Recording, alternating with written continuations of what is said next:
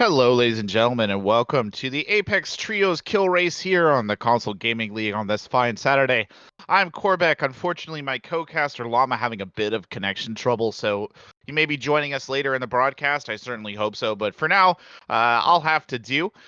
Taking a look here at our teams, most of them already started about 20-ish minutes ago, 25-ish minutes ago, getting into the kill race. Score reports already coming in. 122 teams entered today, 366 players, $150 on the line.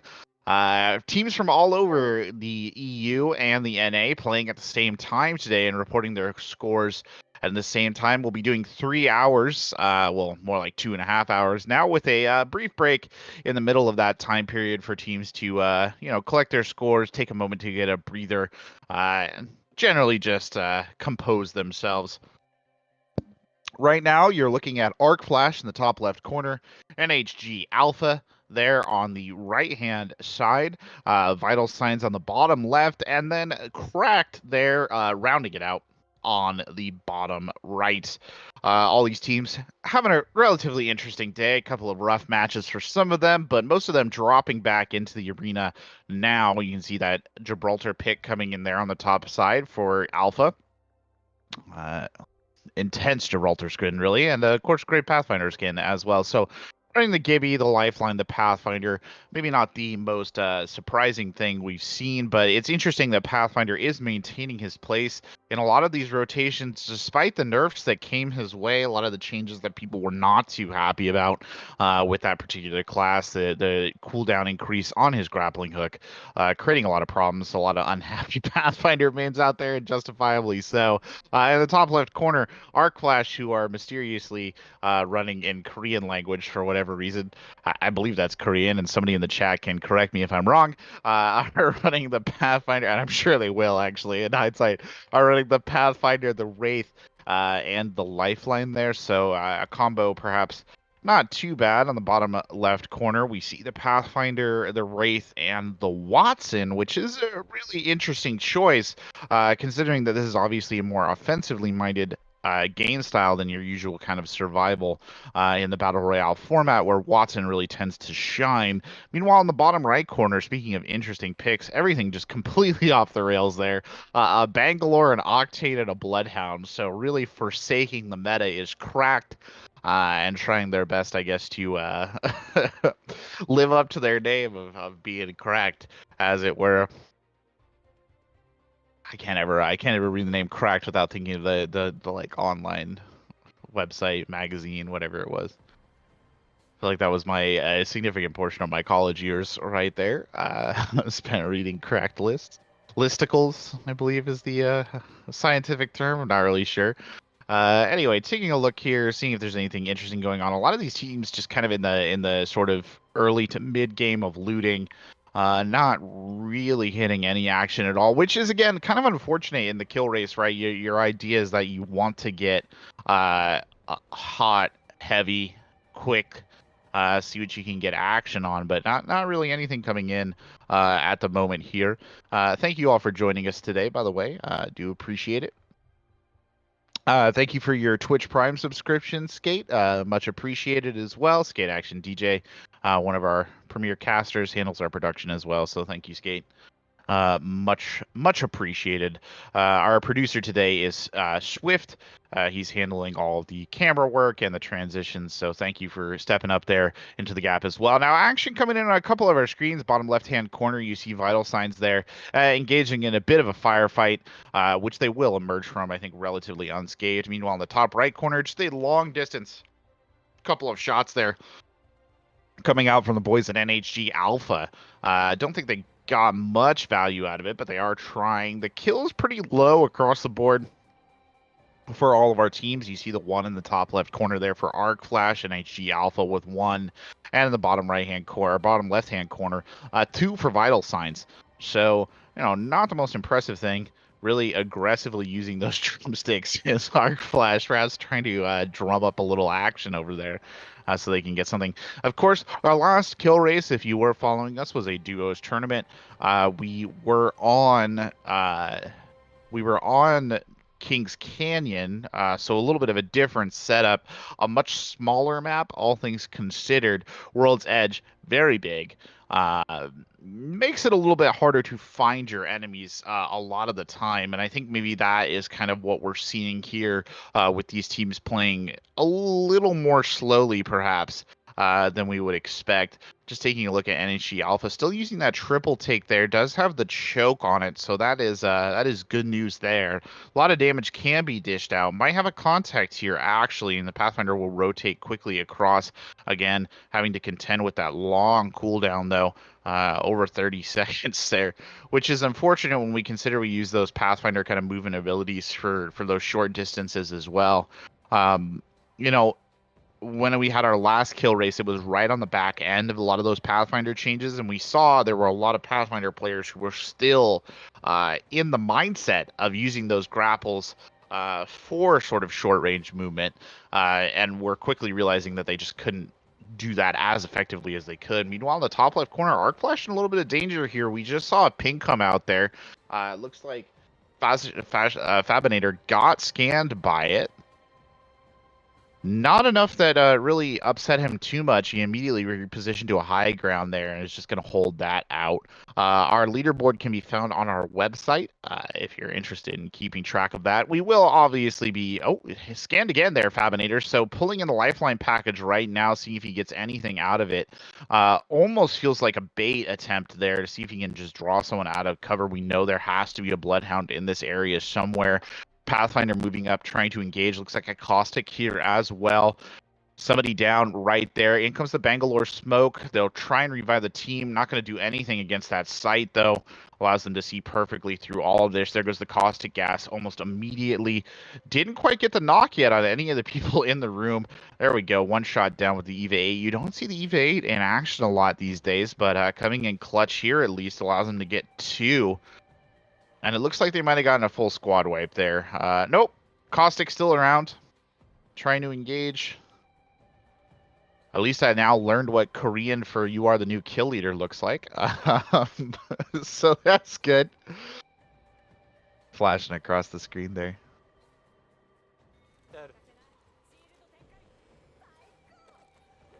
There comes the revive in, gets the teammate back up. Pathfinder really not super inconvenienced by that. And a couple of solid kills coming out of that engagement. The 3-squad wipe. 5 kills now for Fabinator in his lobby. He will be the kill leader for this match. Going to rotate back here, I guess, to the big board. Take a look. 3 kills, 8 squads left down there in the bottom left corner for vital signs. So keeping pace in their particular kill race. Meanwhile, unfortunately, the minute we left Arc Flash, they actually just got wiped, which is very unfortunate.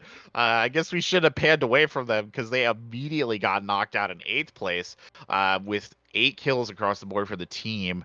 Or no, 5th place with 8 kills across the board for the team. So not the best performance there, all things considered.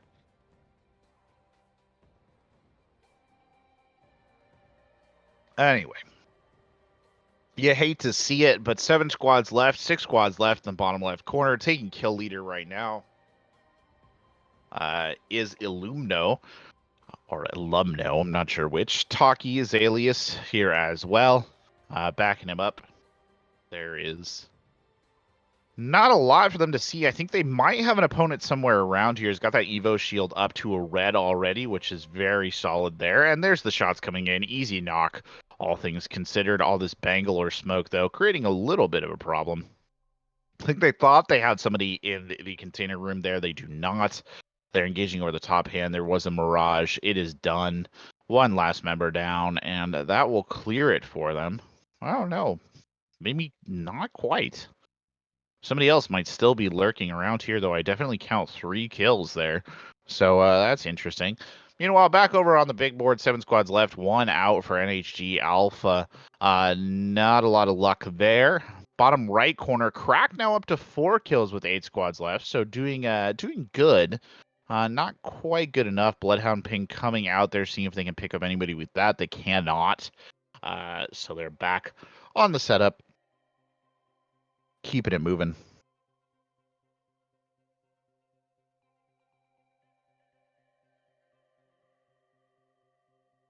Ooh, Beast of the Hunt activated now in the bottom right-hand corner. We'll see if they can get any action off that. Providing the good sights there. Ooh, big hit, though. And the whole squad gets wiped kind of suddenly right there. That is no good. I'm not sure exactly what happened in that particular situation, but 8th place, 7 kills, not what they were looking for. Bit of a rough break there for Cracked, all things considered. They'll have to come back around and do it again. Meanwhile, in the bottom left-hand corner, Vital Signs doing a little bit of tactical crouching during the execution animation there to give them a little bit of backup, all things considered. Trading some shots across the top. There is a Mirage there, I think. Yeah, sure enough. Spot that one quite easily and take him out. Meanwhile, on the back left side, looking for a pick. Can't quite find it. The hunt still on.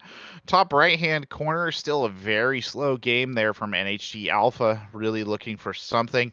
Or anything really. They've got decent shield situation, all things considered. The gold shield, the gold helmet there for the Pathfinder. Some other gold helmets around, dropping a little bit of loot and just redistributing at the moment. But still not kind of the action that they need.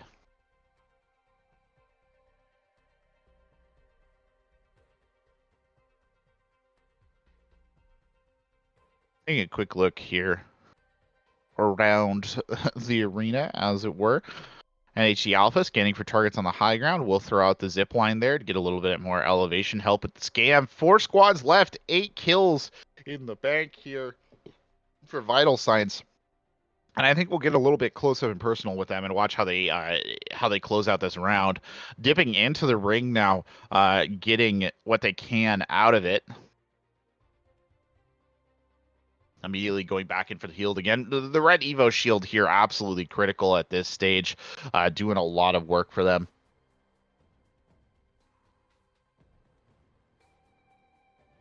Looking around, there we go.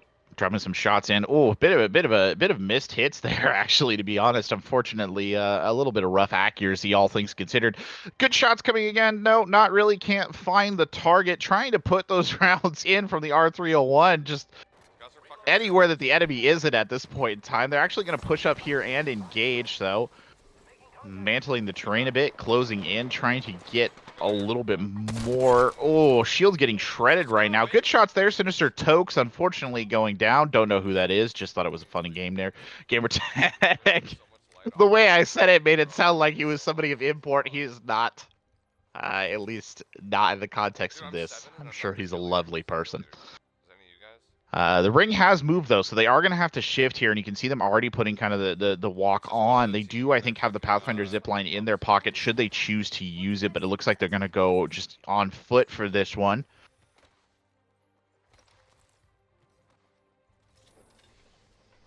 Closing in there to the tunnel. Of course, it's a bit of a nasty choke point here. If they're going to get bumped, somebody might do it right here. It doesn't look like they will, though, so they'll be able to push through. Still plenty of opportunities like that. Reminds me a lot of the Kings Canyon kind of respawn center in the narrow canyon setup. Of course, there's no roof here, though, which does kind of change things just a little bit.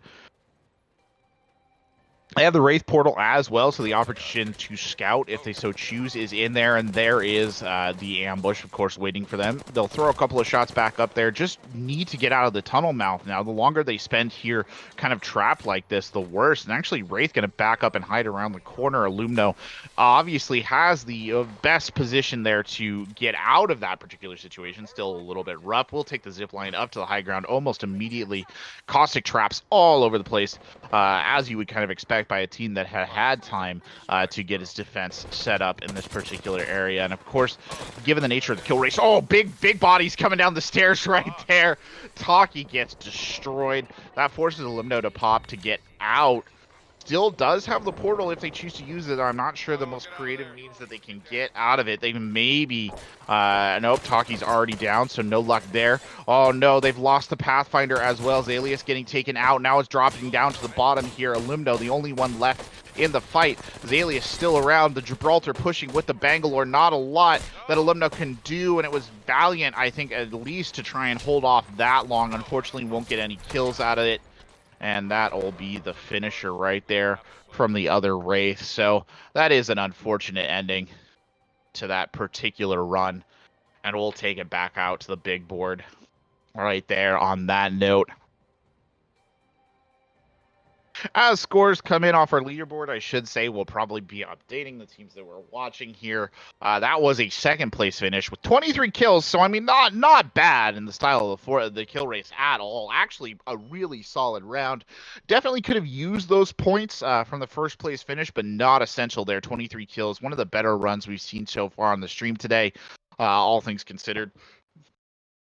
Still probably a little disappointing that they weren't able to finish it off, but admittedly going into the setup that they were going into is a bit challenging, and they kind of just ran face first into those engagements with the caustic trap, with the Gibraltar, big armored bodies, making it a little hard to bring down. So vital signs, with a relatively good start there.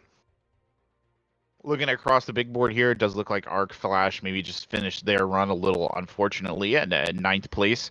NHG Alpha in on the action there. Already got a teammate knocked. 3 squads left in their match, so maybe we'll drop in here and take a look at them, see how they play this one out. Taker going in for the knock right there. Good job. Drop in. Loot that Evo shield is red, so that's good news. Shield situation relatively decent. They've got Tufted back up. They've got Shawan up back as well. Shawan? I don't know. I like that. It's an interesting one. Killer here. Ooh, Killer getting hit a couple of times. The Evo shield helping him out there a little bit, allowing him to get back into cover immediately. Pops the shield cell to hide as best he can. That was a long distance engagement. Of course, it's also their opponents have kind of given up their spacing here, as it were. Considering throwing that grappling line or the zip line up to the high ground there, if they want to use it, just get them out of danger. Apparently you can stick it on top of that particular tree as well, which is a little funny. Again, their opponent's really happy to engage in this long-range duel, really throwing the shots down range. Tufted very low in the shield department. That's not particularly great, especially for the big man. Gibraltar there will be forced to pop the shield battery almost immediately to power that back up. Again, they're going to fire the zipline for the high ground. Here they go. The shots are going to come in, but Killer is able to make the transition. Now they have the high ground position. Straight out of Sun Tzu, throwing those shots straight down on top of their opponents who are hiding now inside the dome. A little bit of a reversal for them. Oh no, Tufted got knocked. Not sure exactly how that happened.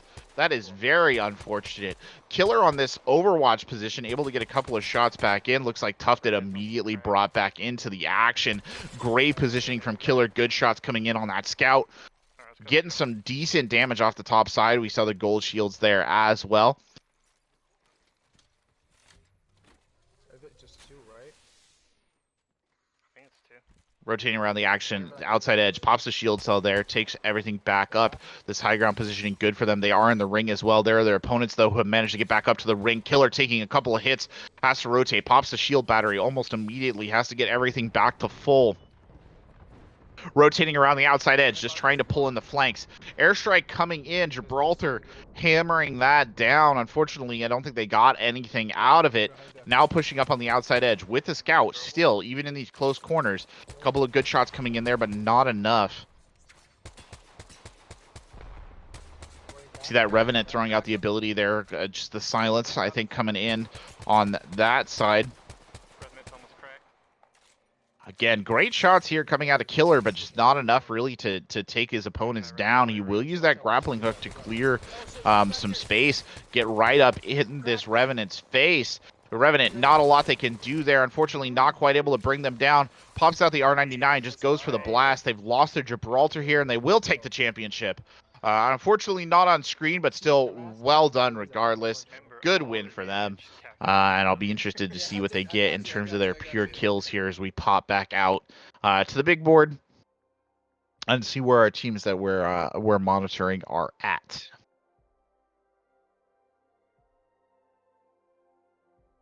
Now see, first place finish is good, but 8 kills, that is marginal at best. So that's unfortunate there for NHG Alpha, considering that we just saw one of their opponents on the big board put up 23 kills for a second place finish. 8 kills, not what you need to power you through. Obviously, points are given for positioning on the leaderboard where you finish, but still not particularly great there. Bottom right-hand corner, you can see Cracked has Beast of the Hunt enabled right here as they're looking for a potential target. Can't quite find anything, though. They will sort of just scan that ground floor. I think they've seen somebody down there. You saw those little faint red traces there going across the screen. Oh, nasty. Bottom left-hand corner, Vital Signs. Going to go for a little bit of an execution. A little bit, I should say. They're going to whole send the execution there. Take out one of their opponents. There you go. Cracked, engaging. They've got a target here running into this bunker area. They're going to send out the Bloodhound ping as well, so just give them a better idea of where their opponents are. Dropping straight down the chute now with the team, trying to see if they can knock some of the people who are down there. It is a Mirage. Looks like he might have already... Oh, no, he was there. He took that zip line back up. They've got a Bangalore down here, though. Unfortunately, does not have the opportunity to make body doubles and escape. So that looks like they're just going to finish that Bangalore off. Somebody else dropped down here as well. Good use of the shield there, hiding in the corner by their opponent, but really not a lot they can do about it. 5 squads left in their game. No kills yet for NHG kill here, but... or not NHG kill, my apologies for Breaker. But unfortunately, you know, his team has been, I think, doing the majority of the mopping up down there on the bottom-hand side. Looking over now, bottom left corner, 4 kills, 9 squads left in that game there for Vital Signs, so a good match up for them. Arc Flash, no joy yet here for Fabinator, who's really not found what they were looking for, but hopefully they'll be able to get something. They are now back on Kings Canyon, so a much smaller map and slightly easier, all things considered. 2 hostiles detected on the bottom right-hand corner by Breaker. Hopefully he can wrap something up out of this. Again, looking at those long sight lines here over on Kings, has played up on this position previously. Gonna drop, actually, give us all a little bit of a sense of vertigo there on that bottom right-hand cam. Looking for something. Somebody did take that zip line, so the Bloodhound ability coming in clutch. Meanwhile, in the bottom right-hand corner, Vital Signs engaged, got a little bit of the caustic gas. Had to Wraith out of it. Still alive on the backside of that. 4 squads left now for Vital Signs, but 2 teammates down, or for Cracked. That's not great. 2 teammates down as well. They will go in for the cheeky revive here. Hopefully nobody decides to push him while he's doing this. He'll get the Pathfinder back up by the looks of it. Or no, the Octane back up, I should say. So interesting to see them running that Bangalore Octane Bloodhound setup. You kind of forget it's not a Pathfinder. There's good ping thrown out. Got some sights on sonar. Back around the outside edge here, just I think trying to control this verticality just a little bit. Meanwhile, on the left-hand side, 8 kills now, it looks like, in the bank for Illumno. Or 6 kills, I should say, in the bank for Illumno. 7 squads left in their game. Top left corner, Arc Flash going in for the revive there, using that lifeline shield to get it in. Bangalore Airstrike coming down. The Arc Flash folks, though, they will have to scatter there. Try and get as far away from that as possible. Watching these bottom 2 screens with particular interest here, I have a feeling that Crack's game, not a lot of kills to be had maybe there. And again, though, the teammates coming in big, finishing that off. Really, Codebreaker, I think, just mostly the spectator to a lot of this. NHG Alpha has dropped into a new match, 16 left, no joy yet for them. Meanwhile, in the bottom left-hand side, 7 squads left, making it 7 kills now. For Illumno, go ahead and try and make it 8, and he'll take that one as well. And now 6 squads left, so a squad wipe there. And Illumno will take kill leader in the match, though his health and shields significantly low on the backside of all that engagement.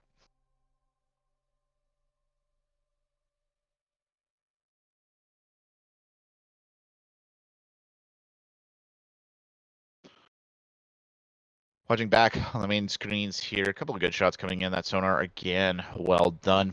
Pops the shield cell. Moving into this tight quarters there, NHG Alpha trying to get those kills. They do get them, so it looks like they might have gotten a squad wipe there. Bottom right-hand corner, 3 squads left in their match. Still no kills for Breaker, which is just unfortunate. Again, it makes me think that that game cannot be in that high of a kill count for the team, but you just never know. Bottom left-hand corner, 5 squads left, 8 kills in the bank there for Alumno. Not going to focus in on either one of these right now because they're both so close to their respective ends. Saying that as well, Arc Flash now with 6 squads left, 2 kills in for Fabinator. So all of the teams here on the board getting close to that end game stage. Activating Beast of the Hunt in the bottom right-hand corner. Codebreaker, good shots in there with the R301. Not quite enough to get the knock that they needed. Going to continue to push forward down right into the face of the opponents, fighting along the top side of this bridge. Again, great shots, like an absolute laser comes in behind. Might get a second one down here as well. He's got an opponent there completely wrong-footed and a great championship end for them. Codebreaker coming in big there at the end with that Beast of the Hunt really getting aggressive. Bottom left-hand corner now, 5 squads left, and I think we will maybe close up on this one and just see how the boys here from Vital Signs play this one out, considering that Crack just finished. But again, Crack finishing in first place. There, not a lot of kills to be had for them. Only 8 on the board. It is, after all, a kill race in the name. Not exactly what you'd like to see. Meanwhile, back on the Vital Sign side, Alumno has that Evo shield again, but Zalius here with 5 squads left and just the blue shields, and you feel a little bit bad for the big robot, who is undoubtedly going to be taking some shots there. It is not in a good position with that shield light at all. So Zalius getting something slightly better in the box. That's going to be a #1 priority for him and his teammates. Taki did play I think one or two rounds as the Winston is successfully ensconced on the lifeline now. Zalius, again, taking the lead here. The Pathfinder kind of on the point, which is interesting, all things considered, because of the shield situation. Taki, great throw on the Arc Star there, kind of looping it in towards their opponents. The Dome coming out from the Gibraltar there. 2 teams engaged already, so a big third party. They're actually going to get 2 knocks here. Really well done. Going to try and push in and just finish this one out. Wow, good squad elimination there. 10 kills. I think they eliminated both squads, actually. Oh, with that Gibraltar going down, that might be it. No. Still 1 member of that squad, I think, around somewhere. But the third party now coming in for them. Only 3 squads left in this game. Zalius finally has purple shields, even if they're only at half health. Getting an opportunity to recharge digital threat there if they so choose to take it. They will not. 2 squads left now, so whatever they saw on that long distance turned into a gunfight that did not work out for them. Considers picking up the golden backpack. Might already have it, all things considered. Oh no, Lifeline, of course, will come in and get it. That's right, I forgot we weren't watching Taki there, we're watching Alumno. Alumno just really taking his time to to loot as best they can. Throws that Lifeline package in as well. That'll be Taki calling that one down. And they don't even need it. Good lord, Taki just went in and Rambo'd that whole remaining side. Bravo there. Great play on the Lifeline. You can see Zalius and Alumno popping up the top left corner there. Undoubtedly sharing congratulations with their teammate. Because I think Taki was on the very much on the sharp edge of that one.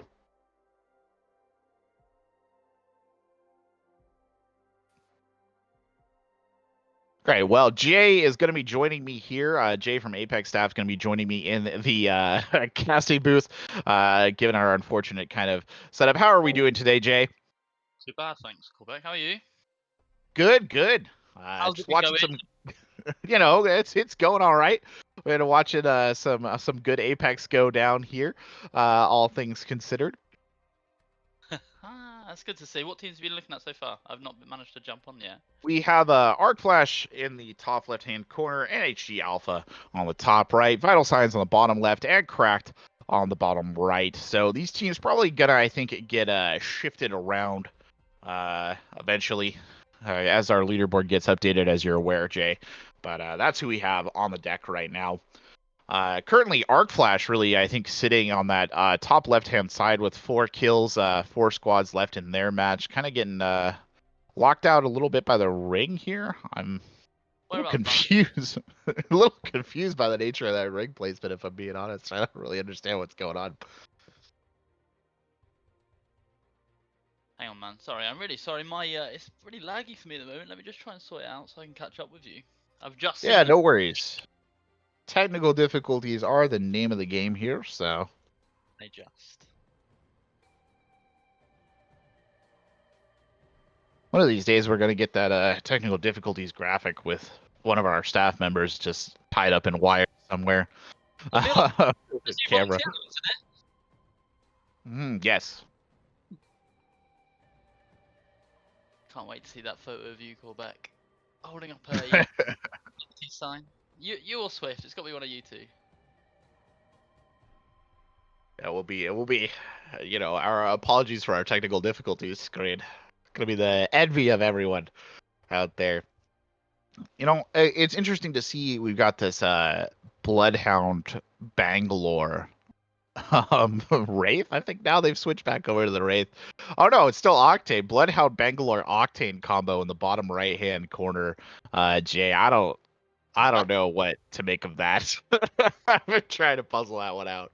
You've got no defensive characters or no endgame, really, have you? You've got someone that's really quick, someone that can smoke, and someone that can see through smoke. I like the Bang and Blood combination, but Octane, what is he? Not too sure what he offers. Yeah, I agree. I'm not too sure what he offers either. I mean, he's fast, I guess. That's something. I mean, I guess we could say maybe the jump pad can be used for verticality, kind of like a poor man's Pathfinder, but I don't really know. It's an interesting combo. It's not been entirely unsuccessful for them so far today. Good hard push coming in here from Arc Flash, just trying to finish this one off. Wow, that Mastiff just chonking away in these close quarters. And it'll be a championship for Arc Flash in the top left-hand corner. Well done there to the team, and particularly to Fabinator there. I think he just came in hard with that Mastiff and really set it to work. And we'll see what they've got. Mastiff has been a bit hit or miss this season, really, hasn't it? Since they've downgraded it from Legendary, it's the new Peacekeeper. It's either 11, Yeah. 111. There's no light in between. Yeah, it's you're very correct. It does feel a lot like the new Peacekeeper. I've never been a huge fan of the Mastiff because of that kind of wide shot pattern. Just hasn't really worked out for me, especially when you compare it to the Peacekeeper. But, you know, any port in a storm there, 19 kills from the Arc Flash boys, so a good setup there for them, all things considered in the first place. But admittedly, I would say, Jay, kind of the first of their matches, or kind of the first of their matches that has gone particularly well, truth be told. They've definitely struggled on the back end a couple of times.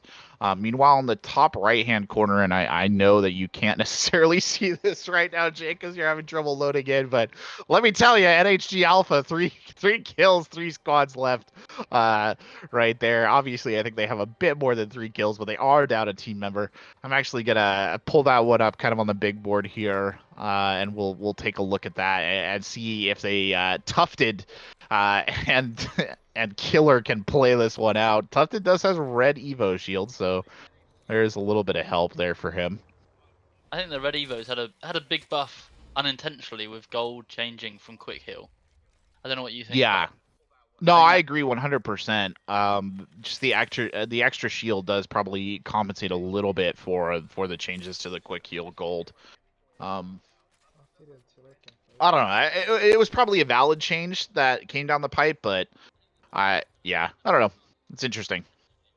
Evo shields are remain to me a really interesting concept, and I still don't know how I feel about them. I think they've improved this season. I would pick one up now. Definitely early game. I think mid game, if you're picking up a white, I think you're a little bit lost. But if you can take a purple off of someone mid game, you're sort of laughing, because you're definitely going into the end game of red, as Tufted is here, and red on a Jibby, like is untouchable.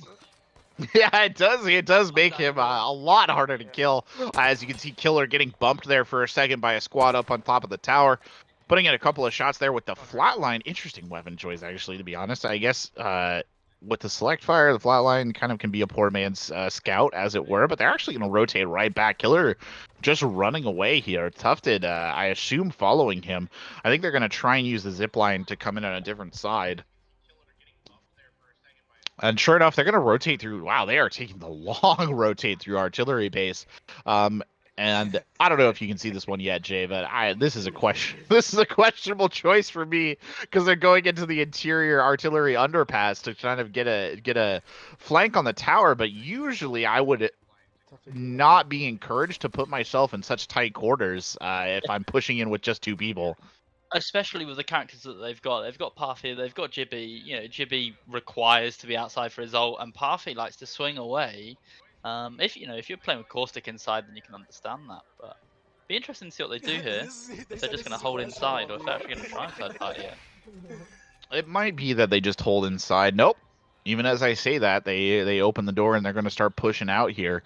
Scanning that top deck, don't quite see what they want though. They do know that there's somebody up there because they took a couple of hits there before they started their rotate. Whether or not they're whoa. Alrighty then. Gonna use the zipline to hard engage. They're gonna throw the airstrike in as well, and unfortunately their opponents have bugged out. Yeah, I think if you look at perhaps some of their ammo, they were maybe looking to try and take that fight to them so they could take their loot. Bit maybe concerned going into the last ring with less than 120 heavy. Maybe. I hear a guy. What's weird is I think I just saw shots coming from the top deck. Nice. Yep, sure enough, there's somebody up there. I think I saw a triple take shot kind of wing by the window for a second there. So it is a Mirage. You see those shots coming in on a long distance. I do not know what this Mirage is doing up here by himself. Killer taking some hits right there, using the cover significantly, relying on that cover so he can get that shield battery out. I gotta admire the foresight there on that one, though. Well done, buddy. Pops behind the corner as well. Gonna pop those shield cells now, just reinforce as best he can. Again, 3 squads left, so they are tight. But this last ring, Jay, is really taken a while. And they're closing down on this Mirage again. I need a heavy. Please have heavy. I have no idea what the Mirage was doing. Sorry. I'm just No. like, what was he doing there by himself? That was just There's so always one weird. rat, isn't there? You've always got a rat like somewhere. I think they're gonna hold on to that height as much as they can, aren't they? Even though realistically, once the ring comes in, they don't really have any cover. They're just concerned about the high ground at the moment. There's plenty of cover down there though since the rework with Kings. They're down here. Yeah, very true. This ring, I mean, it favors them. This ring that they're moving into, at least, in the idea that they can just hold on to kind of the bitter edge of that bit of high ground if they really want to. I mean, they know they see this squad here. That is a crypto drone. Over there, right? Yeah, And they've coming seen in. that. They're pretty confident where the players are. They've pinged, so they do know where they are. Oh. All right, zipline time. Gonna take it straight in here. Again, kind of full send it, just the 2 of them. They tried this the last time. Killer takes a couple of hits there. Loses almost 1 cell of his shield, but it's not enough, I think, to really deter him. Caustic traps coming out. Oh, great shots there from Killer, though. Knocks that target on the bottom side. Nothing they can do about it. And they get somebody on the run as well, but they can't quite bring him down. No luck there. Throws in the reload, though, and they'll finish off what I think. No. Ooh. 2 caught down there. I missed one, actually, funny enough. I'm really There's surprised the other squad. chase that third then. I would have thought, given how they've played so far, I'm surprised they didn't chase that third for the kill. Coming second place could be a big difference for them if they go out to this squad here, points wise. That is so beautiful. Push. Yeah, you can see they still haven't finished off the 2 people from that 3rd squad that are down on the ground, and if they're not careful, they'll actually just lose those kills. I don't know, there they go. They caught him out. I think they were just waiting for him to try and crawl away. Which sounds really dark, actually, when I say it out loud, but it's the truth. There's another squad here somewhere, though. I mean, those shots didn't have to come from someone. It might actually be a solo. There's somebody hiding on the rock. Oh, no, it's definitely not. That second gunman opening up there on the long side, throwing out the Pathfinder dome. It's actually a really good play on the Pathfinder there. Or not the Pathfinder, the Gibraltar there, just keeping them kind of safe there for a second. Tufted popping the edge of the bubble, doing a little bit of the dance, getting some shots in as well. They have a really good position here on the high ground, but they will have to come out if they want to catch up to the ring. This other team that they're fighting has got to be a 2 though, because they finished off that Mirage earlier on in the day. So you're thinking, because they've down 2, they've had 1 run away, it's definitely a 2v2, possibly 2v1. I've not seen the extra. He's going to look for some loot now though. He's running low. They've been running low the whole time, haven't they? They're going from fight to fight. They're not liking to carry a lot of ammo. Yeah, no, it's very true. In fact, this is the first time I think we've seen Killer here with more than like 100 bullets in his bag. But again, this is taking a really long time. Like we do have to consider this in terms of a kill race, and with like these 3 squads left doing this little bit of a chess match or whatever we want to say it is, this has taken a significant amount of time from them. And you know, unless Shawan and Tufted have significant amounts of kills in the bank, Oh my god. you gotta wonder whether it's kind of worth the investment of how slow they're playing this in terms of the format, at least. But they know that they're playing against a 2. They know they're playing against a 1. They could have pushed that solo. They could have taken him down and then be top 2. And then, like you said, you can push it a lot quicker. This is a kill race. Like, yes, they might get this first place, and they probably do deserve this first place. But they should be perhaps playing a little bit quicker than what they're currently playing. Yeah, that's exactly my thought process as well. And I mean that they're kind of playing peekaboo here with this other duo that's set up on the other side. They've got this solo running around somewhere out there who, you know, hungry for revenge. Up there they are. There's Crypto. Hungry for revenge, but maybe not the best execution of the revenge attempt by the Crypto. Oh, the Pathfinder's pushed up on him now. Interesting. So they'll take him out right away. Killer ducking out the other side. Wow, the Pathfinder pushed up alone. Kind of throwing this barrage here. Oh, the barrage maybe doing a little bit more to disrupt Killer than it did to disrupt any opponent, but now they're just kind of pushing it. I think try and finish this off. Kicks the door open. That'll be the Wraith and the finisher. Let's fucking go, dude. Oh, Go. and there's the championship. Even again though, we're talking about a kill race and using a finisher. Could he have not just shot him just that, you know, these seconds? Yeah, They really? yeah, they could have. Yeah, I agree 100%. Time is a factor. That's the truth of it. As we rotate out to the big board here, just in time to see Arc Flash kick open a door and get met with caustic gas. And you know what? Honestly, Jay, first place, 14 kills. That took way too long. Realistically. You gotta look at the damage as well. The damage is what, about just over 4k, so you're talking 18, 28 points. Well, you know, the time, like you said, the time that took them, knowing they had the upper hand for the majority of that fight, really. Everyone seemed to want to push them by themselves. They should have finished that off probably a couple of minutes ago.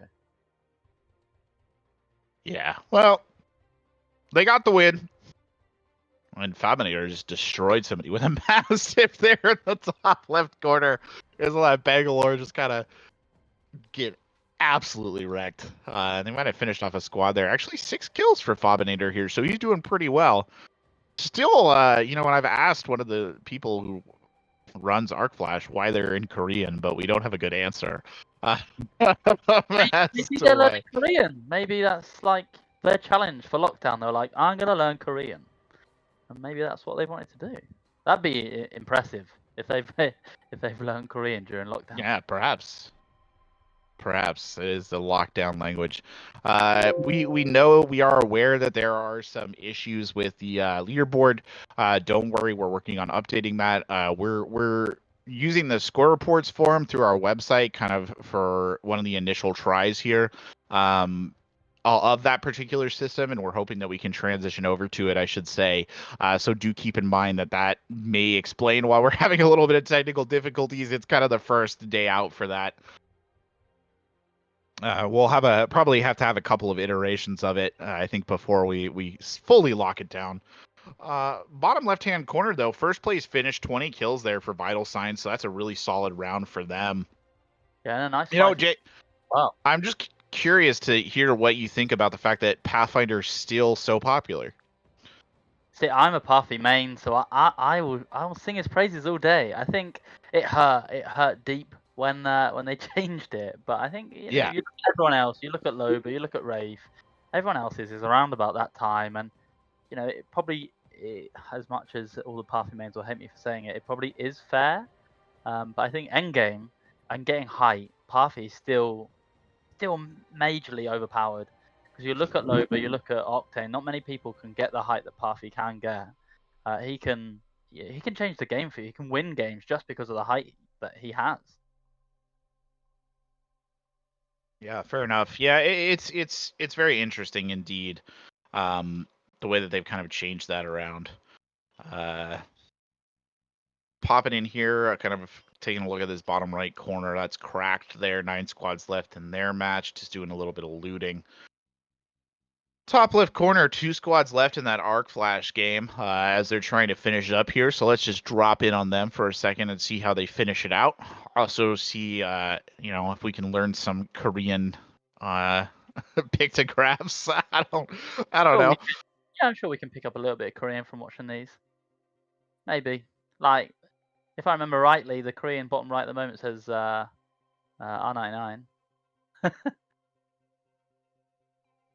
Wow, pulling out the Mastiff there for some long-range shooting. Got to appreciate that. They didn't get somebody down off that zip line. I'm not sure exactly what the thought process is for this team that they're shooting at right now. Fominator taking cover in the truck. There, pops the shield cell, gets that back up on the top deck. Coming around on the outside left edge now, trying to close in. It's interesting that Nefus Plays hasn't shielded yet. I don't know, he changed his color, hasn't he? Ooh, Fominator goes down. Kind of got caught looking there by somebody with a triple take, and unfortunately, Fominator, the lifeline, kind of not the person you want to have go down. All things considered, when we think about reses, they'll get him back in. Nefarious, though, goes ahead and finishes on it own. So a solid championship there from the folks at Arc Flash, and we'll go out to the big board. Flash do continuously well in all the tournaments that we host, though. Always a standpoint. Always good to watch them. Always quite entertaining. 15. So 3k damage. I'll be honest with you, champ. I don't know about that one. Anyway, we're back on the big board here. Taking a look, 15 kills. So Arc Flash actually has put in a couple of pretty solid games here on the other side. We're working on getting our leaderboard sorted out, so hopefully we can transition out of this. Top right hand corner, things not going so hot there for the folks from HG Alpha. It looks like a knock early on. Meanwhile, the bottom left hand corner, you see somebody just completely kind of taken out of the action there, looking for the banner recovery. That's Vital Signs having a little bit of a rough go of it on this initial drop. 20 squads left in the match. Codebreaker and the folks over there from Cracked in a bit of a fight in the bunker. They actually just lose their Gibraltar here. Only 4 squads left in their game. Oh no! Shotgun at point blank range. It's just the Octane left. And unfortunately, Octane going down. And that'll signal the end of that. It's interesting to see where people drop in kill races, because a lot of people tend to think they need to drop super hot, don't they? As the guys bottom left, as Vital Signs have done. It's not always the case, because you could come out of it with a player down, and that does sometimes not really pay off for you. Sometimes it does, if you get the RNG, but RNG in Apex, as we know, is not always in your favor. Yeah, it's not. No, unfortunately, it looks like that's exactly what's happened there in the bottom left corner by Vital Signs.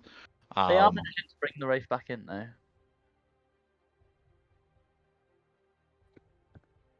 Yeah, they do get the revive, but again, it's just in the kill race format, right? These kind of like respawns and stuff, it just slows you down. Less opportunity for you to get kills, just everything in general a little bit slower. Arc Flash going in there on the top hand side, about to drop in. Meanwhile, on the top right hand corner at HT Alpha, going and finishing somebody off here for a second. Looks like maybe a Gibraltar takes him out. So 11 squads left, 4 kills already. Kind of get jumped here by half a second. What is he stopping to loot as he's getting shot? What the heck? Maybe trying to get a quick armor switch off, but he's not looking for armor though. He's literally just looking for loot. IQ plays above us. We don't know what we're on about, Corbec. I just we don't. No, it's galaxy brain play there. To be honest, and yeah. Got the Prowler out now. Looks like he's got the select fire attachment for it as well. So just full autoing with the Prowler. thought that was an opponent there for a second. He was just walking around looking very confused, but it's not. Would have been pretty funny. So the guys have only got 10 minutes left before the halftime break. You'd like to think the ones dropping in now are going to land hot and they're going to try and push people. It'll be interesting to see how the last few squads try and play this out. Indeed. So what did you think of the Pathfinder nerf? And you asked me about it. What's your opinion? On I mean, I kind of agree with you, to be honest. I do think that the nerf, a nerf. Oh, hello, the top right hand corner there. NHE Alpha getting in a nasty little gunfight. That Prowler, full auto coming in big though, just kicking down the door and blasting away. I think that you're correct in the sense that he did need a nerf. I don't know that it needed to be severe as it was, but I agree with you in the end game stages. His ability to get verticality, the zip line movement, that's still like hugely valuable, and I think that's why we see him being run by so many teams today, is because he does provide that utility at a really crucial stage. And I mean, it's interesting, right? Because Pathfinder went from a character that people were not really hot on to being like an absolutely essential pick to still kind of being an essential pick. And I almost don't know how you edit his kit without making him irrelevant. I don't know. It's a hard call for me, but I think it was deserved, but maybe not as heavily as it was. Yeah, I can agree with you there. I think 25 or 30 seconds would have been okay. I do think 35 seconds is quite a lot. I quite often find myself in a fight because third parties are so rife in Apex. Find myself in a fight, I'm like, I want a shield.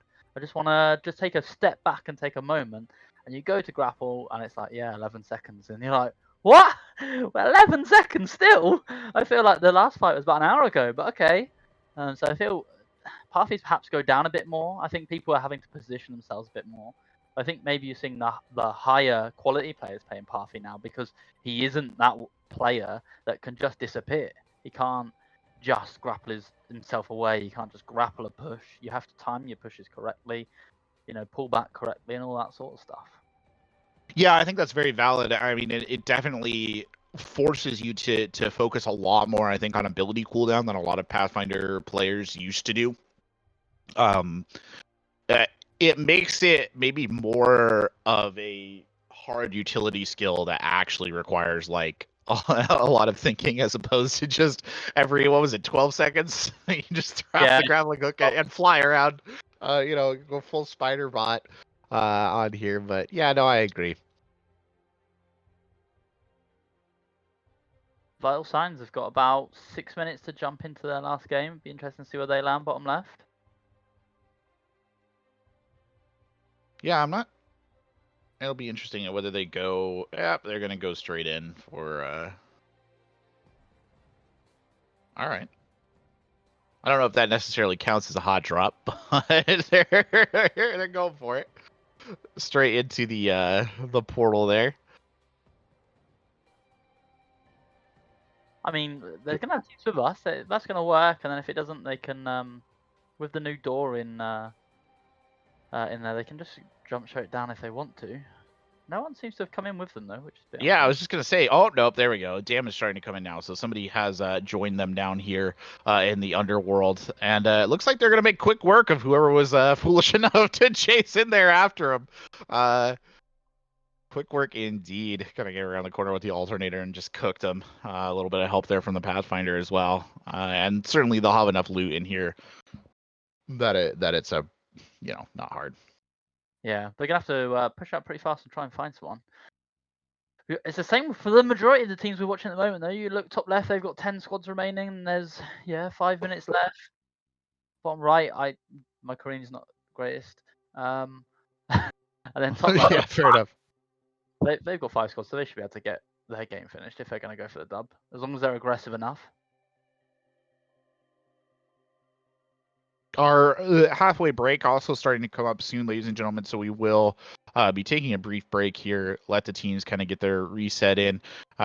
Watching this top right-hand corner with 4 squads, that's kind of the interesting matchup now. That's NHG Alpha, I think, just trying to finish that off, so maybe we'll get that one in big. NH Killer here with that Prowler firing away, getting a good kill again. That Prowler coming in big for him, actually, to be honest. We've seen the full auto Prowler in fine form today.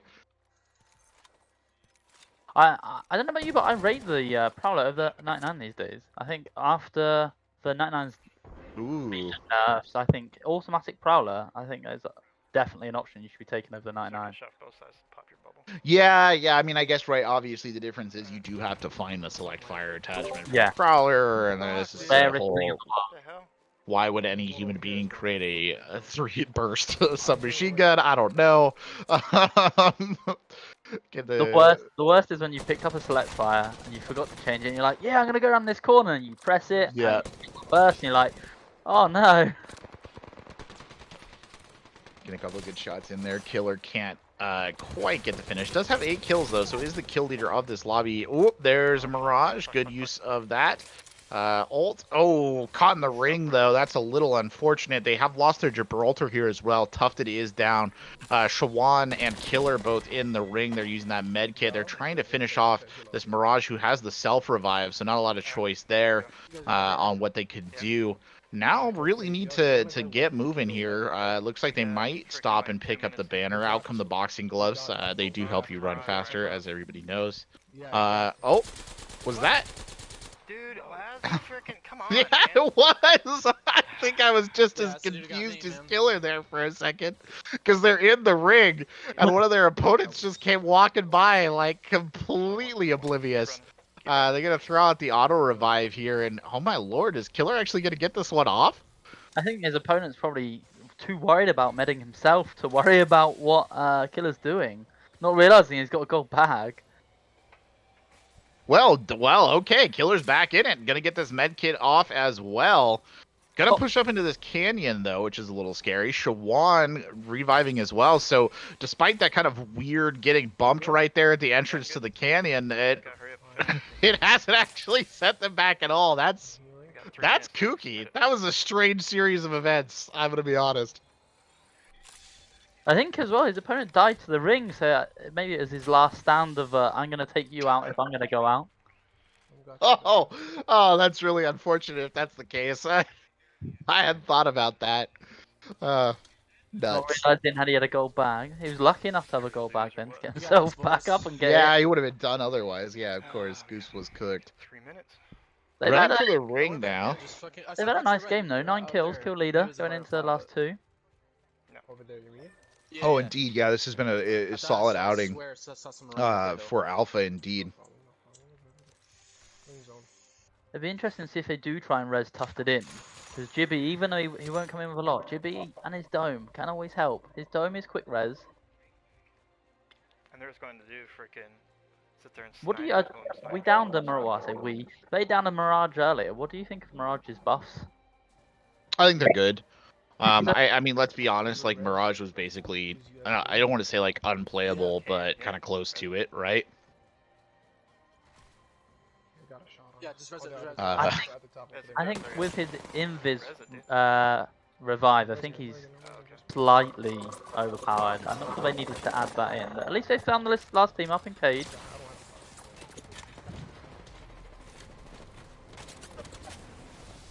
Yeah, they've got the high ground positioning on him right now, though, Jay. And there's the Bangalore airstrike coming in as well, basically on top of Killer. If she is a player that could do with a buff. Like, look at that airstrike. It was, as you said, on top of him. And all it's done is just broken a little bit of his shield. He's managed to get a whole shield. Poor Tufted, who just got spawned back in, though, immediately goes down. That Prowler, though, firing big, and they've got a target right there. It's going to take this opportunity to push the shield battery. Shawan, though, a little low as well. They cannot get this Gibraltar up, and they're just going to get aggressive and push in. Just Mirage everywhere. Still Mirage. There he is. Oh, no, they shot the wrong one. Alright, calculate this damage quick. Oh, no. Oh, that is unlucky. Come on. That is unlucky.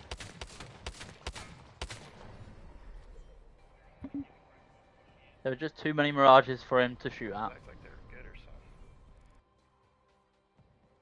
He did indeed get bamboozled, actually, to be honest. He had a choice, a 50-50 shot there at the end, and unfortunately he kind of picked the wrong one. I don't know, Jay, to be honest, if it would have made a huge difference, because there was the Jimmy pushing up behind him. But definitely stopped him from taking out the Mirage. Actually, I'm going to look straight over here to Arc Flash, see if we can get that up, because they only have 2 squads left in their match. Yeah, and this should be the last match for them also, just before we go into this break. Indeed it should. Time kind of got away from me there for a second, to be honest. In answer to the chat, yes, we will be spectating other teams. Do not worry. Yeah, we'll be switching it up at the break for sure. Obviously, kind of, like we said, this is the first time I think that we've really deployed a leaderboard directly via our website in terms of score reporting and updating. So kind of some teething problems there, and we appreciate you guys holding with us through that. Once we have those leaderboard issues kind of sorted out as best we can today, we are definitely going to be rotating teams around. And Jay, how long until our break actually? The break has just started, so we're now on a 10-minute break. So sadly for Vital Signs and Arc Flash, these scores are not going to count. That is unfortunate indeed. We'll see here if we can just watch the conclusion of this. As Jay said, though, the scores will not count. Fabinator getting some shots in here for the wingman. Trying to push up hard onto the high ground positioning here. Lifeline going right up the sides. Got the R301 out. Hello, Caustic. A little bit of unfortunate there for him. Coming around the outside edge, that's a Wraith that he just knocked as well. Lifeline continuing to go. Fabinator got one last target. Drumsticks coming out. Gets some shots in. Doesn't quite get the knock. Comes in with the wingman instead. And his teammate will finish him off on the backhand side. So a good, tight finish. Well, Yeah. ladies and gentlemen, that I think is going to do it for the first half of the kill race here. We're going to take a break. We'll be back shortly with more action from these teams. You are, of course, watching a kill race here this fine Saturday on the Console Gaming League. 122 teams, 366 players, $150 on the line today. We'll be back on the other side of this break for another kind of hour and a half of play, and then that will be it. The EU teams and the NA teams are playing at the same time today, as you know, Jay, so making things a little bit easier for us. Yeah, definitely. It's a lot more enjoyable when both continents play at the same time. Normally when our leaderboards work, it makes it a little bit more competitive, but as we do know, as the chat keeps asking, they are being updated by our one and only Swift. He's working very hard. He's working very swiftly. I missed that there. I missed that pun. Yeah, do bear with us, ladies and gentlemen. Like I said, we are kind of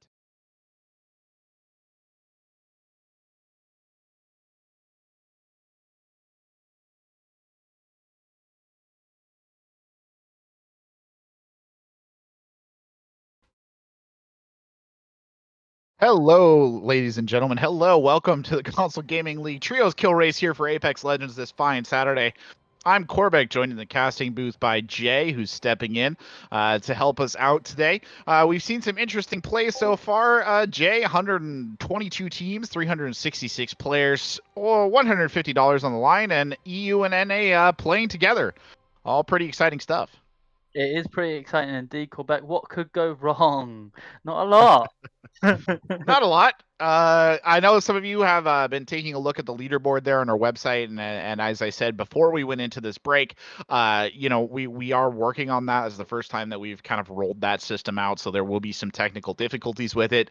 I have been assured by our staff who are working on it right now that everything on the back end, in terms of your scores being reported, is perfectly up to date. Like, we have the most up to date scores. It's just the front end, the actual display of those scores, that is being difficult right now. So if you're worried about us not knowing where your team is at and stuff like that, I've been assured that we do, in fact, know where everybody is. It's just a little bit of difficulty on getting that to translate over. So anyway, we've updated our leaderboard in that spirit, Jay. We've updated our of knowing where people actually are on the leaderboard. We have updated things here. So top left-hand corner is Effect 1 they're playing. CFG in the top right-hand corner. Bottom left corner is Sin Bravo, and bottom right corner is Team Jam. So these are some of the teams that are leading currently in the tournament, with the last kind of hour and a half to go. we've seen some interesting stuff here on display today, Jay. These kind of compositions, though, I feel like are much more in line with what we would consider the meta, except for that, interesting to see the Octane on the top left-hand side. That's effect 1, actually, running the Octane in the place of Pathfinder. We did say that about Octane earlier. A couple of teams are playing him. As we were saying, he doesn't necessarily offer that much to the team.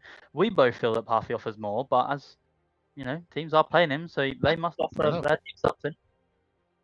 Interestingly enough, I just said that I thought that these guys were more meta, but kind of taking a look at it again, no, it's a little bit diverse. Effect 1, unfortunately, having a bit of an ignominious exit there. 7th place, 10 kills, but looks like they're going to try and queue back in as quick as possible. On the bottom left-hand corner, we see a Caustic, actually, being played there with the Wraith and the Lifeline, so a little bit different. There's a Bangalore in this as well. And then the bottom right-hand corner, I think Team Jam is running perhaps the composition that I would I think that you'd expect. Yeah, the Lifeline and the Gibraltar maybe are a little interchangeable, I guess, these days, but yeah, close to what we would expect. Yeah, Gibby's definitely more of a healer now than he is of an attacking character, especially with his quick res. Yeah, nice bit very of play much so. The zipline there, though. I know nothing too exciting, but I do like it when people can wall bounce. That's a personal favourite of mine. Yeah, indeed, it's true. It's always impressive to see the technique on display there. Watch the tech go. I'm really interested by this Caustic pick, to be honest. I mean, obviously Sin Bravo is doing well, right, with it, so it's been working for them. It's just interesting for me because we don't usually see Caustic as kind of the go-to pick in the kill race format because his defensive abilities are not, I guess, as needed in a place where you're trying to just get as many kills as fast as you can. I guess they're thinking more of endgame, trying to get top 3 all the time, and with his buff recently, where teammates aren't affected by the gas. Yeah. Maybe that is something that could start being looked into a little bit more. But yeah, no, agreed. He is known as the slow guy, isn't he? The slow guy. He really is. Bit awkward. He's not really built for attacking, though. That being said, if you can get the Nox gas or whatever out there on the ult, which does charge pretty quick, it really does kind of leave good cover for the rest of the team to power in behind and start getting those kills. Especially if you can get a couple of the infrared predator sites, whatever they're called, there to help the team as well. I mean, I love Caustic. He's one of my favorite characters, and I quite like him, but he doesn't lend himself to this format, I'd say. He's good for a pullback. Well, for a res, if you chuck down a couple of barrels, pop them off, like you're not 9 times out of 10 you're not going to get pushed. Everyone gets put off by Caustic gas, don't they? Yeah, they do. Also, I will say that it's way over time for him to have his teammates to have been liberated from the effects of his gas. I always felt that was so ridiculous, considering so many other abilities in the game and what they do, but yeah. Just watch there, bottom left-hand corner, Sin Bravo, speaking of Caustic, get in on a tight engagement. 3 squads left in their match, and 12 kills in the bank here for Austin, who we have on screen. So really impressive stuff right there coming out of that team. Yeah, definitely. Bottom right-hand corner, Team Jam actually doing well as well. 5 kills, 8 squads left. Similar stuff, top left corner, CFG, 6 kills I think we have on display there. 6 squads left. Top left corner, though, Effect 1 having to re-queue in. Actually, 12 kills left, 2 squads. Let's get a closer look there at the bottom left-hand corner of Sin Bravo as they try and finish this one, hopefully with a first place. Their opponents did finish off that other squad, so just the 2 left now. Closing in, targets on sight. Look at the shots coming in. That poor unfortunate soul getting shredded there. And the pack is on him as well, because you see nobody comes charging through the front door. They'll come around the other side. Drops 1. Still, where's the other? That is the question. Somebody found him. Because they'll take the championship there, so a really solid play and quite an aggressive ending there, I will say, for Sin Bravo, all things considered, Jay. Yeah, aggressive for Caustic. They're showing us how you can really play with Caustic aggressively. Apparently, yeah. That was quite good. Bit unfortunate for the individual who was walking through the door that just got absolutely Right. 24 kills, first place finish, a really solid game there That is a nice, from Sin Bravo. that is a really, really nice finish there for them. Just over 4k damage as well. So you're looking at what? That's a 38-point game. That's decent, especially when you're up near the top of the table. Indeed. Well, in the top right-hand corner, CFG coming into the close of their match, kind of entering the end game now. 4 squads left, running that Bangalore Pathfinder Wraith. Not sure. I thought I saw something explode right there, and sure enough, they do have somebody on sites here. It's a caustic raining from the sky. They will take him out, and immediately they're forced. I thought they were forced to get in the re-engage. Kill leader taken there, right off the bat by Shex, but Shex can't quite find the other target. Of course, Shex and the CFG boys, one of our solid competitors we usually see making the rounds on the top of the leaderboard. Oh, hello, Wraith. Okay. That was a weird one. The portal does take them back to the other side, but not going to help the teammate there who went through it. The other teammate immediately kind of yeets out and runs off. That was pretty funny. 2 squads left in their match now. 2 gold shields as well and a red Evo shield. So looking pretty hot on the shield situation there. Well, they're pretty stacked for final end zone. You got. I wonder what the Wraith are trying to do there. I guess bring a teammate back, try and res them. Yeah, In the I think middle that's exactly it. Is that the wisest of decisions? My God, what the hell happened in here? There's just death boxes everywhere. Good lord. Just to secure the win. So what is potentially going to go against Shex and CFC here is Shex has got 7 kills at the moment. I don't think any of his team are kill leader. So potentially going against a pretty decent squad in the final zone. That is actually super valid. I had not noticed that. Good call out there. But I mean, this is a big ring. Like, we're looking at a pretty big. And I mean, we're only on round 2. Yeah. Because, you know, they're conscious of the time. They're conscious that there's, you know, only 2 squads. And they want to get this win. But the ring's so big, trying to find someone is going to be difficult.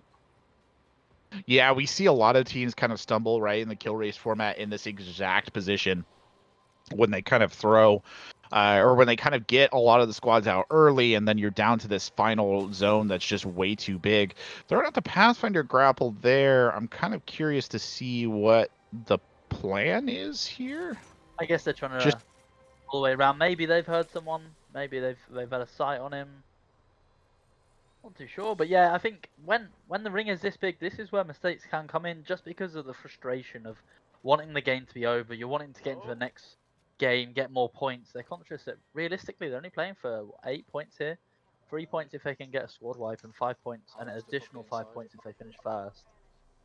So, yeah, I mean, it's also really easy to kind of get just, you know, bumped in these situations as well, too. You kind of just don't know where they are. Whoever gets first contact, obviously, in these kind of large circles is going to have a significant advantage.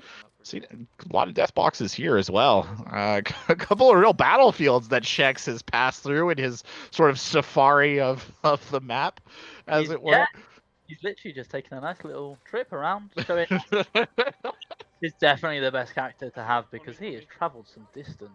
He really has his world tour, and it's kind of interesting here because you see Lars down there, Phantoms on the other side, and they're really spread out right now. So they are kind of just beating the situation, as it were, trying to see if they can rustle up something. Moving with a purpose now are Lars and Shex, though. So maybe they did hear something over here, or they have an idea of where their opponents are. Kind of hard for us to tell where Phantoms is. Phantom's shields are very low, so I don't know if that means that somebody shot Phantoms or they've always been that low. Oop. Yeah, there they go. They've got this Wraith. Laser down. Portal coming out now. Gonna just try and finish her off before she can get to it. Good job. There's the team. Phantoms and Lars closing in on the other side of that portal. Shex very low, though, here. Gets a couple of shots off on the flat line. Not enough to finish his target. Whips in on the top side of the zip line, trying to get closed down and just get in on this. And they will get the championship because that's how you do it. Well done. It's a shame it took them so long, but still well done. Well done. You can see the just the frustration from Shex, just pushing with 5 HP, just wanting it to be over and done with. But they've done well getting that championship. And they'll push on, I'm sure. Yeah, we'll take it. Scores. Okay, bless him. That was a very solid, yeah. First Nice. place, 23 kills, Very solid game. matching Sin Bravo there. And actually, as we take it back out to the big board, Team Jam just finished in first place as well, in the bottom right-hand corner there. And they take first place with 24 kills. So everybody doing pretty consistent, I would say here, Jay, across the board. Show 'em why these boys are at the top, or these guys and girls are at the top. Like, this is why they're at the top. They're constantly getting the dubs. And standing neck and neck with each other, you know, 23 kills, 24 kills. They didn't catch CFC's damage, but I'm sure it's similar. You know, I'd like to think first place is only going to be a couple of points in it, I'd imagine.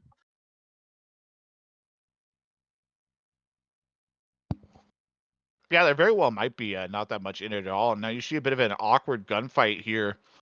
On the bottom left-hand corner for Sin Bravo, they were trying to res their teammate, get him back in. Unfortunately, they weren't able to res their teammate. They were able to kill their opponent, but their opponent, it was like a three-way. They shot the opponent just as the opponent shot their down teammate. It was all sorts of disaster there, unfortunately. So they're just going to have to deliver that respawn beacon. But damn, if Austin wasn't trying, I'll be honest. They're not doing too badly though. They've managed to caustic up a building. They've managed to shield up. You know, they've got perp, they've got blue. I'm sure they're backing themselves pretty much. You know, they've got the little crown. They're gonna get are they gonna get a knock here? They do a lot of damage on this Puffy. Puffy's trying to run. Yeah, they get the knock, he gets his red Evo. He's gonna be confident, of course it's gonna come in. Does get the second knock and gets the squad wipe. That does himself well there. He's getting pretty stacked, both from purple and red now. Austin just shielding up, but they're doing well. They've just got another knock. They must have at least 12 between them at the moment. I just Respawn beacon not too far away. They're not going to be doing too bad here. They're going to be able to come back and get that loot for Old Nova.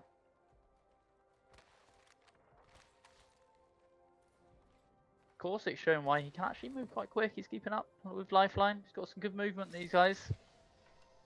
Yeah, true. He's sticking right there. Just keep it part of it. That's for sure. Yeah, you know, they've just brought Old Nova back in, and there's plenty of loot hanging around, isn't there? There's a perk back there, there's weapons back there. Use it. You're just getting killed every 2 seconds. Like, So two of these squads dropping in fresh, CFG, Team Jam, who we just saw finish with their respective first places.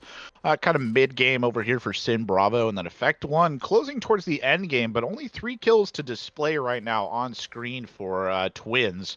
So maybe a little rough. I don't know if you just caught that from Austin. He's really looking for a fight. He was just firing his R301 just out into the distance just to encourage some people over. So they are really trying to bring the fight to them whilst they're managing to loot. That's quite an interesting tactic. I've not seen that from many teams. Yeah, we definitely have. Kind of just watching Effect Twins now and the rest of Effect 1, kind of just with a bit of a cautious eye here because they are getting close to the end. You know, sometimes the 5 kills that can just end so quickly, like or the 5 squads can end so quickly, just all things considered. Meanwhile, on the top right hand corner, Shek's getting an early kill there, taking an early kill leader spot as well with 3. It's been a solid drop for them, Jay. I think on that top right hand side there. Yeah, it's what we were saying about RNG earlier. It either goes in your favour or it doesn't. And it does look to have gone in their favour. Nice cheeky squad wipe, gets the crown early. Capital's always a good place to drop, really, isn't it? You're always going to have at least a team there with you. Oh, you got another kill as well. Shex gets 4 to start off, so pretty good.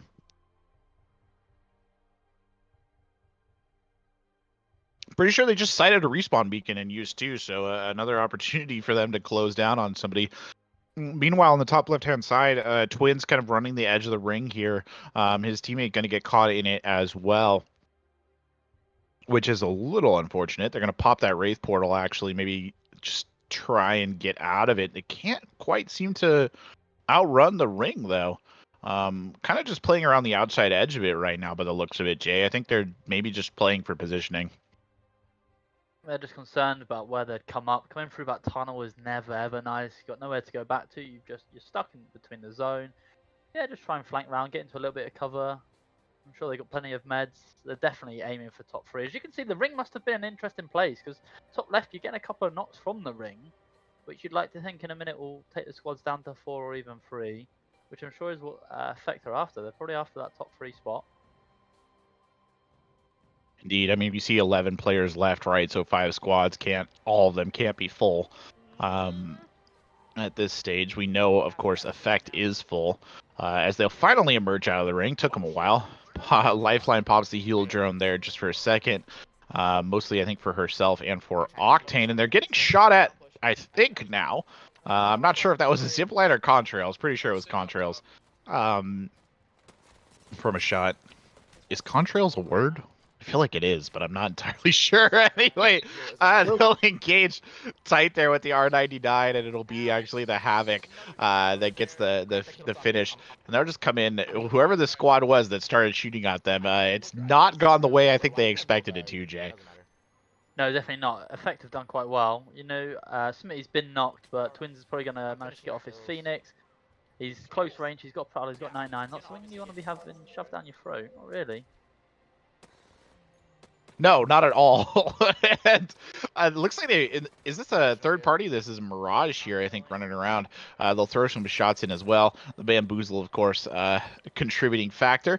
R99 just chunking away. This poor unfortunate soul trying to run it out. Hopping down to the next one. I just cooked myself. Wow, they're on this. Twins. Oh, Lord, I thought he was going to fall all the way off the side there into the lava. That would have been very unfortunate. Interesting to say earlier on, we were saying that, you know, always try and find a hop-up for the Prowler for the Select Fire, but Twins actually running without it, so let's have to see how Nice jump. You just need a block. So he does manage to get the Mirage there with a nice little drop kick. And you can see the Mirage has dropped down to the bottom level. Going to come in and just melee him out as he tries to go for the revive. What are we doing? What? I'm so confused. Oh, it was just BM. Oh my god. Twins the Savage. Oh. Ah, that guy was like, yeah. I've made a friend! I've made a friend! Just bang. You hate to see it. I mean, you do kind of love to see it as well, but you hate to see it if it's you, as it were. Giving him the business right there. Around the top right-hand corner, Shex, kind of in a bit of a dangerous situation here. You can see one of the teammates already down. Shex is bleeding out. Not a lot of life left, so CFG in a bit of a dangerous situation. Bottom left-hand corner, unfortunately, Austin Screen stuttering there for a second, but they're still in it. 2 squads left on the top-hand corner, so we're just going to keep, I think, going to go back to them and just see how they finish this one out with whoever they have left, but worth getting a good idea of where everybody else is sitting as well. Looks like they have taken the engage there. A couple of shots coming in over the top. Their opponents pushing in hard behind them. Oh, why are they doing? Their opponents are just feeding into them, Jay. On this top left-hand side, with Twins, they just kind of taken the zipline straight into their gunfire. That is just easy. That is questionable decision making at its best. I get that the ring's coming in, but not for another minute. You've got time to rotate and get better position than just suicide, just pushing straight down a zip line. It's interesting play from their opponents. Now that felt like I don't even know, and they will take the championship there, perhaps understandably, because their opponents basically gave them that one. So congratulations. Very odd. Top right's looking interesting at the moment, just getting their respawn in. Currently kill leader though. Some interesting games all around. All 4 of these teams are winning games left, right, and center. Make for an interesting end in the leaderboard. Yeah, and it's worth pointing out too that they all been hitting about the same amount of kills pretty consistently as well. I mean, we see Effect 1 finishing there in first place, 21 kills, so they've done good to kind of maintain that same level. Bottom left-hand corner, 2 squads left in that match there for Sin Bravo. We've seen them kind of clean up in these situations before. We'll see if they can finish this one out as well. Again, just to clarify, our leaderboard behind the scenes is up to date. Like, we know where teams are.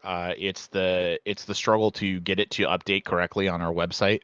that is kind of causing the problem right now. Again, this is the first time that we kind of run that off the website, so you'll see. I think we're having a little bit of teething problems there with the code.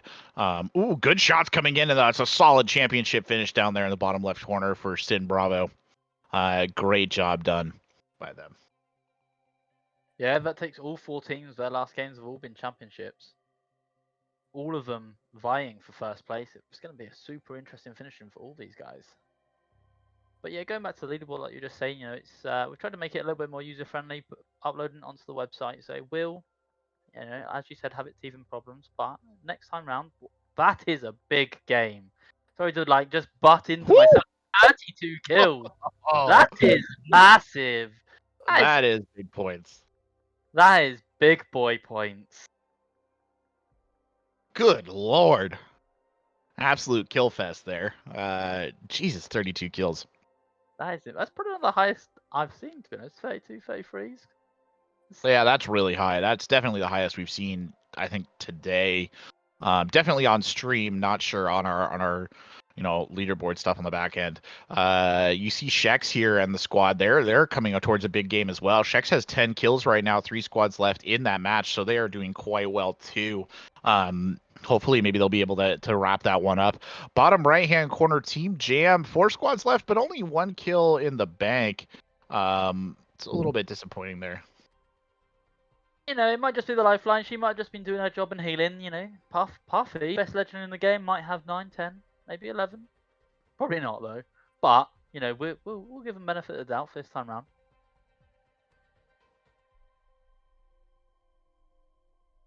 For sure.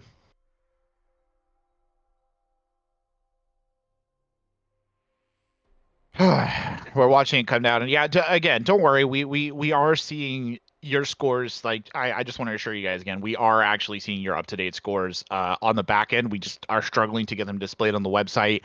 At the end of the kill race, we will make sure that the final leaderboard or whatever, you guys have visibility on that, so you can see where you placed. And we do apologize for kind of the difficulties of running out that system. And as Jay said, for our next tournament, everything should be golden.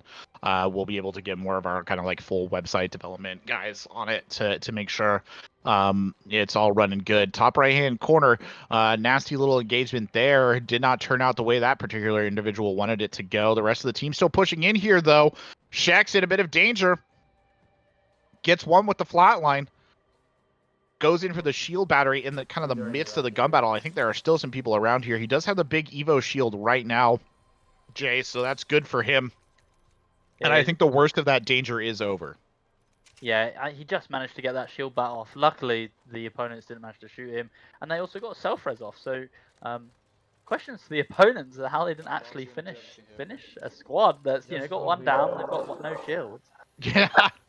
They have the jump on them too, I think, kind of, to be honest. So I will admit, I think it was the Caustic that attacked them first, just kind of got lasered pretty much as soon as he opened fire. So there is that, but What the fuck? sheer mechanical skill, man. That's what it is. Well, Sheer... that's why he's got the crown with 11 kills, isn't it? Because he's up there.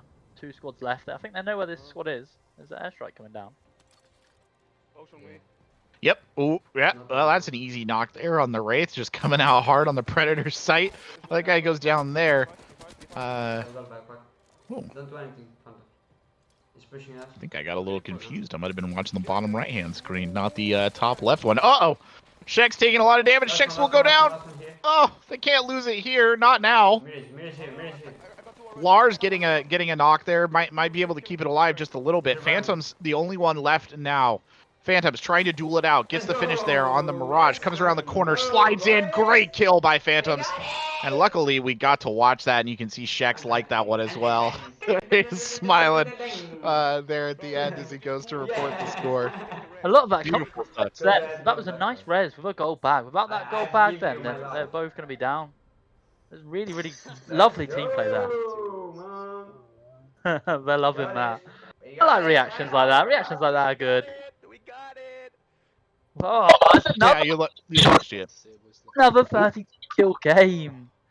One team just takes it up that level, and all Shex can do is just respond with the same. That is big. Oh, 6k damage, 32 kills, first place. That is Massive. 48-point game. Massive stuff. Shek's recreating that on screen too for those of you who saw the webcam. I appreciated that. Bottom right hand corner, if we go back to our big board, Team Jam actually just finished up their game as well. First place, 21 kills for them. So great job all around. Meanwhile, back in the top left corner, 8 squads left and an ugly engagement going down here for Effect 1. Twins with that Mastiff, though, just did not stop firing throughout the entirety of that. Managed to get the kills eventually. But probably a little bit more uncomfortable than he actually wanted. A little bit worse for wear after that fight. Interesting though, after Team Jam won theirs, with 21 kills, we just had 2 30-kill games. Their 21 kills seems quite low, but for a normal game, you'd be super impressed with 21 kills. Oh, yeah. I'll be honest with you, Jay. I couldn't even imagine. Like, 21 kills? Are you kidding me? I don't think I could get anywhere close to that. I don't even know how many the most kills I've got in an Apex game. It's definitely not anywhere close to what these folks could do. And a good finish down there in the bottom left hand corner for Sin Bravo as well. Kind of flushed the target out of cover there and just brought him down. It's always so interesting to see these kind of high level teams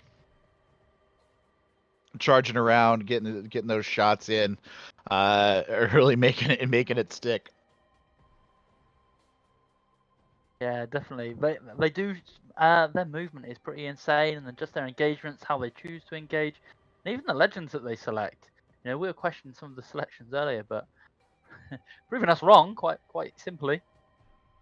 Yeah, they really are. I mean, obviously these are the top teams, so they know what they're doing in that regard.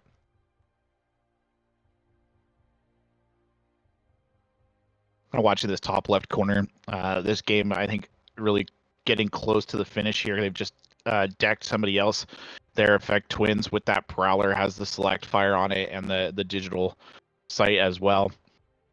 Actually has digital sights on both his guns, which is that's pretty good. Twins is the last couple of games we watched. He's had Prowler on 99. Regardless of the select fire, he's taken the Prowler as well. So it must be his favorite setup. Jay, when does the second half end? I think you're a better position to answer that. 50 minutes. 50 minutes?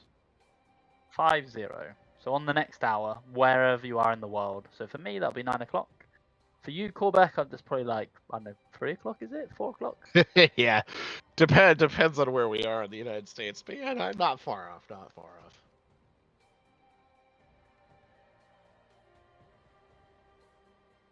Oh, you see the Revenant coming over the top there. Just with those kind of blights. Seeing what he can do. 5 squads left in the match. Interesting, none of the teams that we've seen have been playing Rev. I don't think many high tier teams like to play him. No, I mean, she's got to wonder like what his, I guess, true advantage is here. Great kill there. On the top left-hand side by Twins, came over the deck with the Prowler there and just lays that other Wraith straight into the ground. Not bad stuff at all.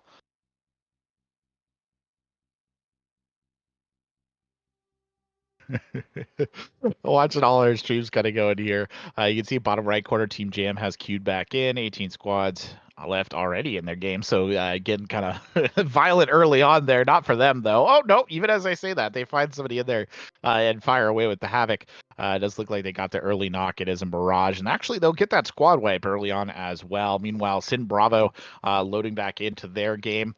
Top left-hand corner, Effect closing around. Taking the line up there. So 4 squads left in their match. 8 kills in the bank here for Twins. And I think we'll actually just bring them up kind of on the full screen. Looks like they might have found somebody in the bunker. I don't know. They're pushing that bunker rotate pretty hard, Jay, which is always a bit of a dangerous spot on this map.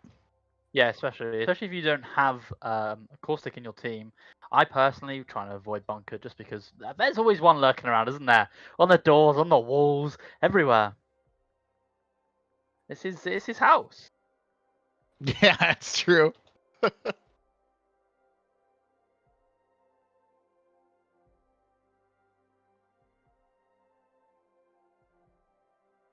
running across here on the open ground, affect Twins, and they're again they're kind of caught in a situation that we saw Shex and the CFG boys in, right? Which is this is kind of big ring. I mean, three squads left, right? So some teams still in it, but again, the big rings do make it a bit difficult, and it looks like they've had to kind of do a pretty wide redistribution of their location. Though I think the one advantage maybe that they have, Jay, for the big rings on Kings Canyon is just that the distance is not as much, right, on Kings Canyon. Yeah, it's definitely not as fast. You could definitely get into fights a lot quicker. So I'm assuming they've heard someone here because they've popped ults and they've started running like lunatics. But yeah, you can get to a third party a lot quicker than World's Edge. It'd be interesting to see how that's affected the plays. You know, switching from World's Edge to Kings Canyon is a big difference. I don't know what map you prefer. I prefer the new Kings Canyon. I like the new Kings Canyon as well. I just think it's a more enjoyable map. World's Edge is cool, but I feel like those big distances and kind of the towers and stuff, it just isn't for me. I'm not a huge fan. You can see actually Shroom there has gotten a couple shots in already, so they must have somebody in their sightlines. Twins pushing up now with him. Smitty with that white shield has gone back to kind of loot and see if he can get something better.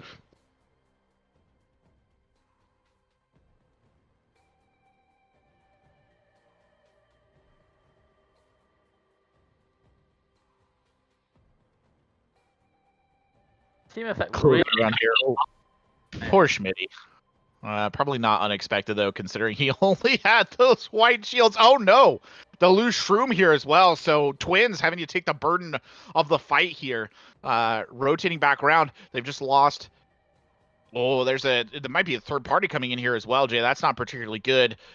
Kind of tries to duck in for the revives, got cover. Twins has to use the Wraith form, just trying to close distance. I think get this as close as he can. No, he's going for the balloon, takes it up into the air, and he'll get shut down. And that is an unfortunate ending there for Effect 1. Not exactly what they would like to see. I think that comes from what we were saying earlier about just the impatience of it. You know, they were looking for that fight. They're trying to find it. They're conscious of the time. They find it, but then they're not in the best position because they were just out looking for it. And the other teams they were looking for were just sat waiting for them. Still a good game for them though. 20 kills is decent. 3.5k damage, third place. It's not bad. But compared to what the other three teams have been doing so far on stream, it's going to be a little bit difficult for them to catch up. My dog's just come to join us, Corbec, on stream. So, that's good. Just come to watch some Apex. Some of the best minds in NA and EU Apex can be. Yeah. She's a good dog. She likes Apex. Her favorite character is Wraith. I've got some little, you know, those bobble heads, the pop heads. Yeah, yeah. That's funny. That's good. I feel like if I tried to if I brought my dog or showed my dog a pop head, he'd probably just eat it. So, I'm sure he'd be a fan of eating it, not necessarily the game. Yeah. Anyway. Oh, Shaq's in a bit of a nasty gunfight here on the right-hand side. Has to whip out the wingman there and actually use it for its intended purpose as a secondary gun. Which is funny. You don't actually see that. He's harkening back to Titanfall there by actually pulling out the wingman as a secondary and getting some shots in. Throwing damage up on the high ground there, trying to close in. Throws the zipline for that short of a distance, which is fascinating choice, to be honest. Gets the Havoc out and tries to rotate up, and I think they got whoever it was that was trying to push them right there with a nasty little headshot from Phantoms. What did you say about the wingman? I would say a majority of Apex players don't realize that. You and I, perhaps a little bit older, and we've played Titanfall, and we know about the wingman being a secondary. A lot of yeah. players are going to think that's a primary weapon. They're Nope. not gonna... That was very much a secondary back in the day. Yeah. Funny enough, I literally just played Titanfall the other night. For some reason, somebody wanted to play it, so I played it. It's a strange game. It still holds up in a lot of ways, but I've the original. I've had an interesting rumor that this new story mode thing is leading to potentially a Titan. And I tell you what, I'm not sure how Apex would react to a Titan. Good lord! Could you imagine? Like, could you imagine? No, people would lose their minds, honestly, if there were a Titan option. What it would remind me of is when they introduced mechs in Fortnite, and everybody was like, why would you do this? and that would kind of be the equivalent for me. Also, there's no anti-Titan weaponry, which would make things pretty difficult. Could you imagine though? A battle royale with Titans would be really something. If they added similar boarding, like back in Halo, when you could board onto a vehicle, that'd be quite interesting. Yeah. Maybe not if it's in the main game mode though. Maybe it's like a sub game mode. That'd be cool. Yeah, it's a side game mode, let's say. Because the idea of somebody dropping a loaded to bear Scorch in the middle of King's Canyon and just kind of thermiting everything in sight is a little terrifying. Truth be told, dangerous situation for effects here. While we've been bantering, and I've just been remembering how much I love Scorch. Effect Smitty, really the only one left standing here, doing a great job playing in and out of cover with this R99. Has managed to recover, I think, one of the banners. He might not have gotten the other one, though. He's got them both. So Schmitty doing a great job keeping his team alive through what was a rough starting drop there. Going straight for the respawn. Yeah, I was gonna say he's gonna manage to get the banners, but he's got them, hasn't he? So he's gonna go respawn them. He's won the fight, he can loot. But on Kings, like we're saying, it's a lot smaller. He's probably gonna get pushed quite quickly. This is quite a common respawn point to be pushed, isn't it? Really.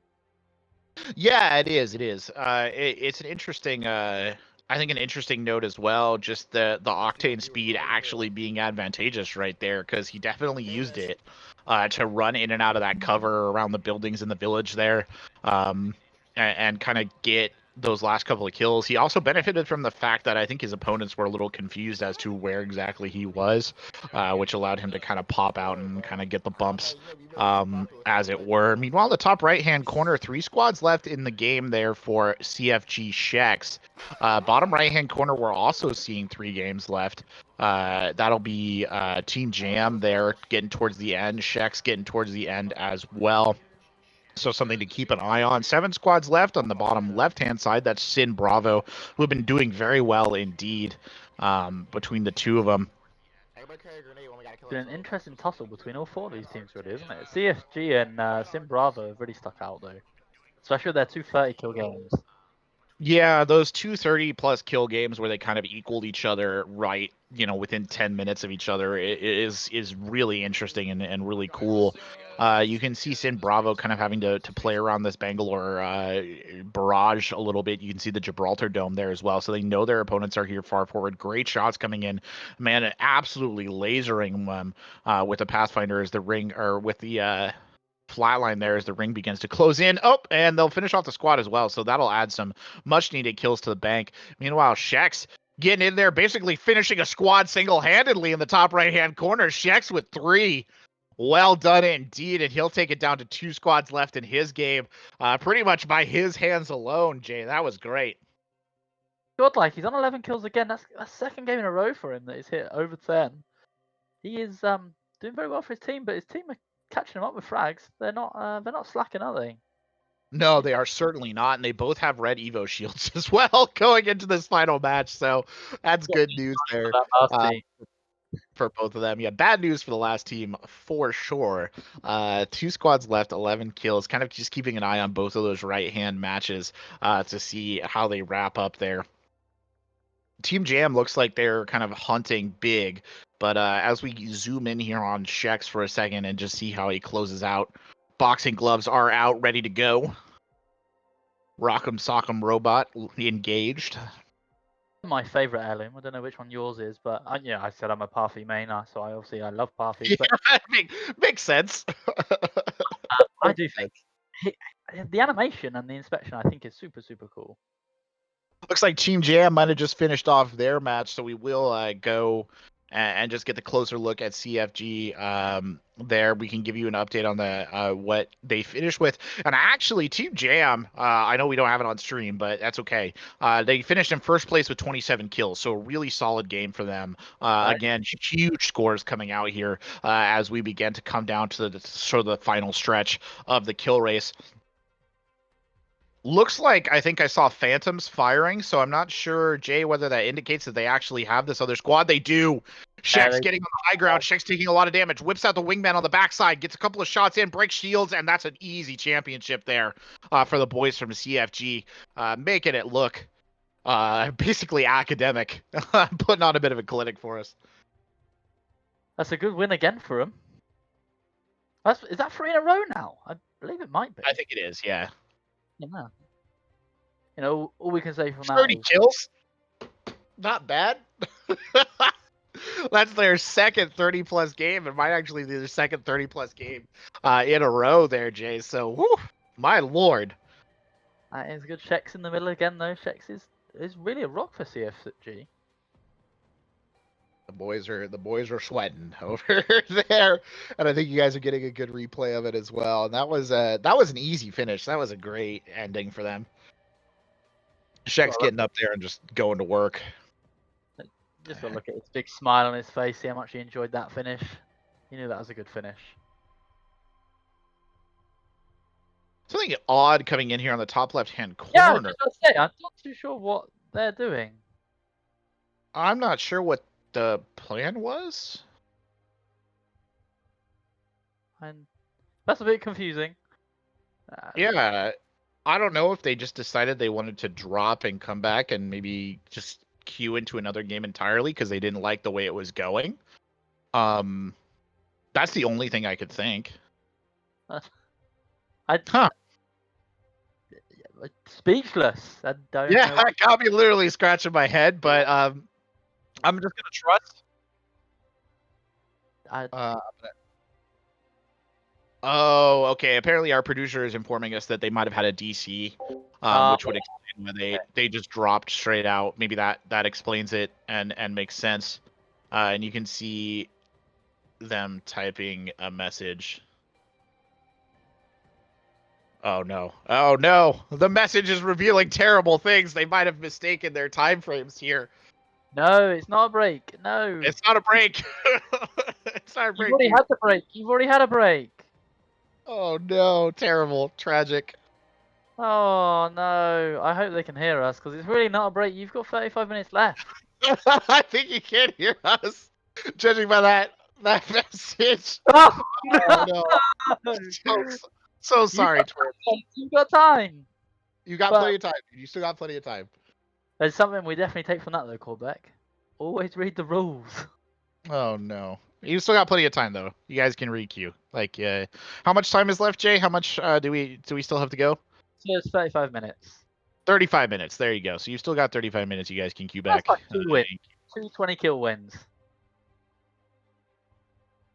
Anyway, looking back here on the bottom left-hand corner, you can see Sin Bravo.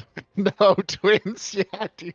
That was. He's all right. You guys can still do it. I believe. On the bottom left-hand corner, you'll see Austin and Sin Bravo there doing pretty well. 2 squads left in their game, and then we'll actually get a closer look, I think, and see them finish this off because I'm pretty sure they have the other target in sight. Yeah, they sure do. Firing up high into the air there. They have a zip line up to it as well. They're actually going to hard push this, coming straight up the side. Oh, 2 members of the squad down already, and that's just an easy championship for them. Good lord. Somebody else did the majority of the heavy lifting there, I think by the time that they got there. A nice easy win from again. It's just racking up for Sim Bravo. Sim Bravo and racking up for all the squads, to be honest. Like they are tearing it up here. All of these teams have really been doing good. I think the only team that's in a bit of a dangerous spot here at the moment is when we get out to the big board. You'll see on the bottom right hand corner, it looks like Blakely there and Team Jam maybe were in a bit of a rough spot, but they're able to get their revives in and bring everybody back around, so they'll be able to keep going. A nice 21 kill game from Sim Bravo again there. Pretty solid numbers coming in. Indeed. Rocking the RE45 down there on the bottom right-hand corner. You don't see that. Gold RE45. I love the RE45, but I know that a lot of people do not care for it, so I can understand. It's not too bad. I wouldn't drop an alternator for it, but I also... Oh, no! Bit of a caster curse there, maybe, because somebody just destroyed one of the members of Team Jams. Blakely just got wrecked right straight by a Caustic who just came around the corner, Now the rest of the team is fighting it out. Blakely's down again. Just as they res him back in, the lifeline cannot stay up. And again, this is not the person you want to be losing here. Sonar coming out. It's a Bloodhound and a Wraith chasing after them. Great, that portal came up just the right time. But are they going to be able to protect it? The Wraiths come through. The Bloodhound is here as well. The stream buffers at the worst possible time. And the rest of the squad trying to throw in here and save their unfortunate lifeline who is down. They've got 2 knocks. Oh no! They were so close to doing it, Jay, and then they bled out at just the wrong moment. Yeah. They'll be close to a respawn beacon, I believe. That is the most. Yeah, they're right next to one. It's a horrible spot though. That area just for third parties, because you've got Octane, you've got Airbase, you've got Salvage. All of them just sort of want to push any little bit of fight. Yeah, that's it. That's just unfortunate. They did so well to pull it together like they did. It's a real shame that they lost him there. You can see though the Team Jam's still in and out of the woods yet because they've got their Wraith player who's been knocked as well. So that's unfortunate. Looks like they're considering trying to get the revive, but I don't know if they're going to be able to get it. Really, Apple's the Pathfinder, maybe just looking for his opportunity to come back in and get the respawn beacon and get out. Looking for targets. Somebody did shoot at him though, so I think that they know where he is. Oh, sure enough. They're going to EMP him there as well, and Apples has lost all his shields. Has just a little bit of health left. Now starting to pop shield cells, trying to get back whatever he can. Somebody's third partying though, which is giving him a bit of room to breathe. Truth be told, getting some good shots in over the top, and now Apples is getting hit by that same third party group. He can't quite get back to his teammate's banner. And Jay, honestly, I don't know at what point in time you just kind of cut and run here, and just try and get. Oh, never mind. Not even an option. I was gonna agree with you there. Like, it's interesting that he engaged in that fight. He maybe could have, snuck his way around, got the banner, or even if he was just gonna leave the banner, he could have gone out. He could have rezzed his teammate, but he decided instead to actually join in on the fight. And I know he got a couple of knocks, but they don't count. If it's not a finish, they don't count. Yeah, again, it's kind of like when do you just cut and run? Like in that situation, I mean, you're down to a duo to be sure. But you can maybe get some kills, with a lifeline and a Pathfinder. It's not like that's a completely incompetent setup. And you do kind of, I guess, have to make the mental calculation of whether you just keep pushing or whether you drop and whether you kind of just drop and requeue. But even as we're saying that, Sim Bravo kind of going to a unfortunate exit right there with only 8 kills, 11th place. Not kind of the standard that we've been seeing out of there. So the streak for them is kind of broken. Looking at the top right-hand corner, Shax actually only has 2 kills in this match, Jay. So a little bit of slower pacing for him. Meanwhile, Twins doing pretty good, coming back off their bit of a their mistake there. They're just gonna make up for it this game, I'm sure. I'm back in effect. They're gonna come out with a 25 kill game, I reckon. 25 kill and a dub. Oh, it'd certainly be good. And I mean, we know that they can certainly do it, right? All things considered. So, rotating through now is Effect. Kind of just trying to figure out what they've got in the tank. 7 squads left. Doing some head wobbles there. Making sure all the keys are working. Not keys, what am I saying? Controller. Perhaps he knows he's famous now. I hope his keys aren't working. Yeah. Twins. Everybody's pulling for Twins at the moment. The rest of the Effect squad, I think, to get a good finish out of this one, that's for sure. They do well quite regularly, Effect. They are in our scrims, currently top of Division 1, so, we know that they can do it as well. So they're a very solid team. Truthfully, I mean, the teams that we're watching here are obviously some of our absolute best teams that we've had or that we have regularly competing in our tournaments. Not sure why he threw the Arc Star there though. That was I don't know what that was about. Plays. Yeah, questionable plays from him. I wonder if that was just to draw attention. Maybe. I mean, they didn't really seem to back check it, so Maybe you just wanted to drop it from his inventory, I don't know. that's possible as well. Shroom's really taken a tear here. I think he is just trying to find somebody, and I think that's kind of the problem that they're at right now is that classic 7 squads left, right? But only one. They're ring 1, round 1, as they move into the market here. Oh, I hear fighting. I can hear us. I hear us. I wonder who made that call for the last game out of effect. If it was Twins, if his teammate's gonna give him a bit of stick afterwards. Yeah, well, these things do happen.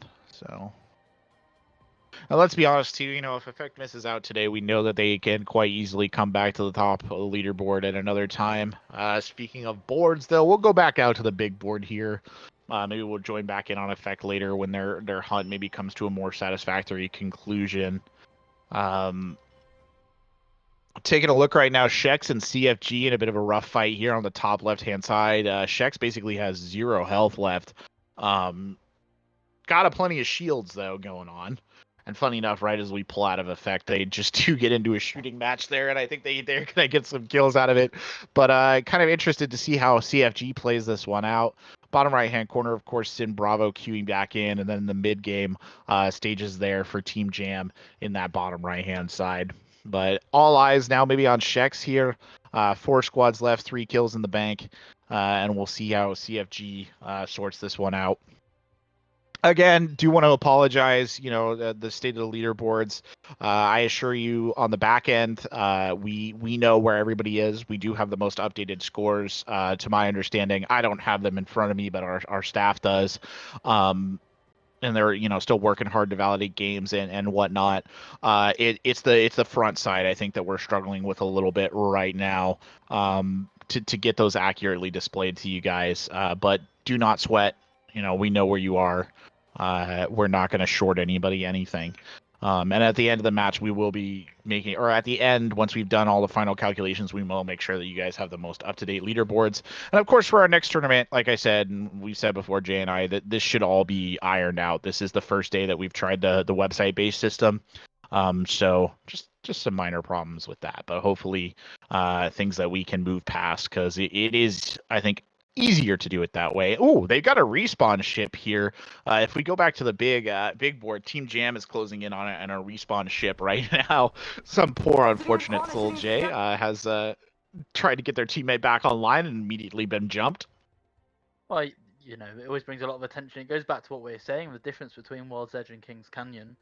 You can push respawn beacons a lot quicker. You know, they can't necessarily get down and get the loot by the time you get there, and you know, it's proven that they're all over them. Like a tramp on chips, as we'd say in the UK. Okay. Very much so.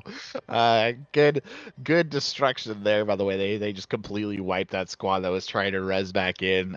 Meanwhile, I think we'll focus in here on CFG, because they're trying to close out, kind of caught in a little bit of a difficult situation, playing in and around some doors there. Actually, now Shex has managed to get up onto the high ground. Other teams would be looking at this and hoping that CFG don't see out this 4th game in a row, really. You know, top 2 squads. Yeah, definitely so. I think that, you know, probably some people out there pulling for them to mess up the reclaimed forest just a little bit, as they pass through the forest station. They still got to find their targets, though. I mean, there is another squad out there somewhere. Only 3 kills to Shex's name, which is actually kind of a small setup for him, to be honest. It's the lowest we've seen in the last few games, definitely. But you'd like to think if they could see this game out, they're going to put some distance between themselves and everyone else, because the other teams we've been spectating have had... Oh, amazing. They got him completely off guard, but Shex is getting burned because his teammates aren't really there to help him. He does get the knock, though, and I think this duo might be the only one that's there. Shex throwing up the knockdown shield just to protect himself as Lars comes swinging in on the back right-hand side to kind of complete the ambush. Lars engaging, getting the shots in, and they will take the championship. Great engage there by Shex to get that knock instead of his team to come in and finish it off. That is the 4th win in a row for them. Just the wins in themselves, that's 40 points, you know? That's not even including their kills. Yep, very true, very true. 28 kills in that game, so not quite the 30 plus, but still pretty darn good. Yeah, it's, you know, it's substandard for Shex, isn't it, really? It's not acceptable, Very Shex. true. Very true. We'll pull back out to the big board here and see where the rest of our teams is at. 2 squads left for Effect Twins, so actually we might try and see how they finish this one off. Effect Twins actually getting dropped there by the ring, which is a bit of a shame. His teammates should... Oh no, Schmitty in danger, and they've lost Shroom. I just noticed Schmitty having to pop the health pack here is actually going to use his teammate Twins there to scout for him. And see where the push might be coming from as Schmitty tries to heal up as best he can. Only has 3 cells, though, on that shield. That is not great.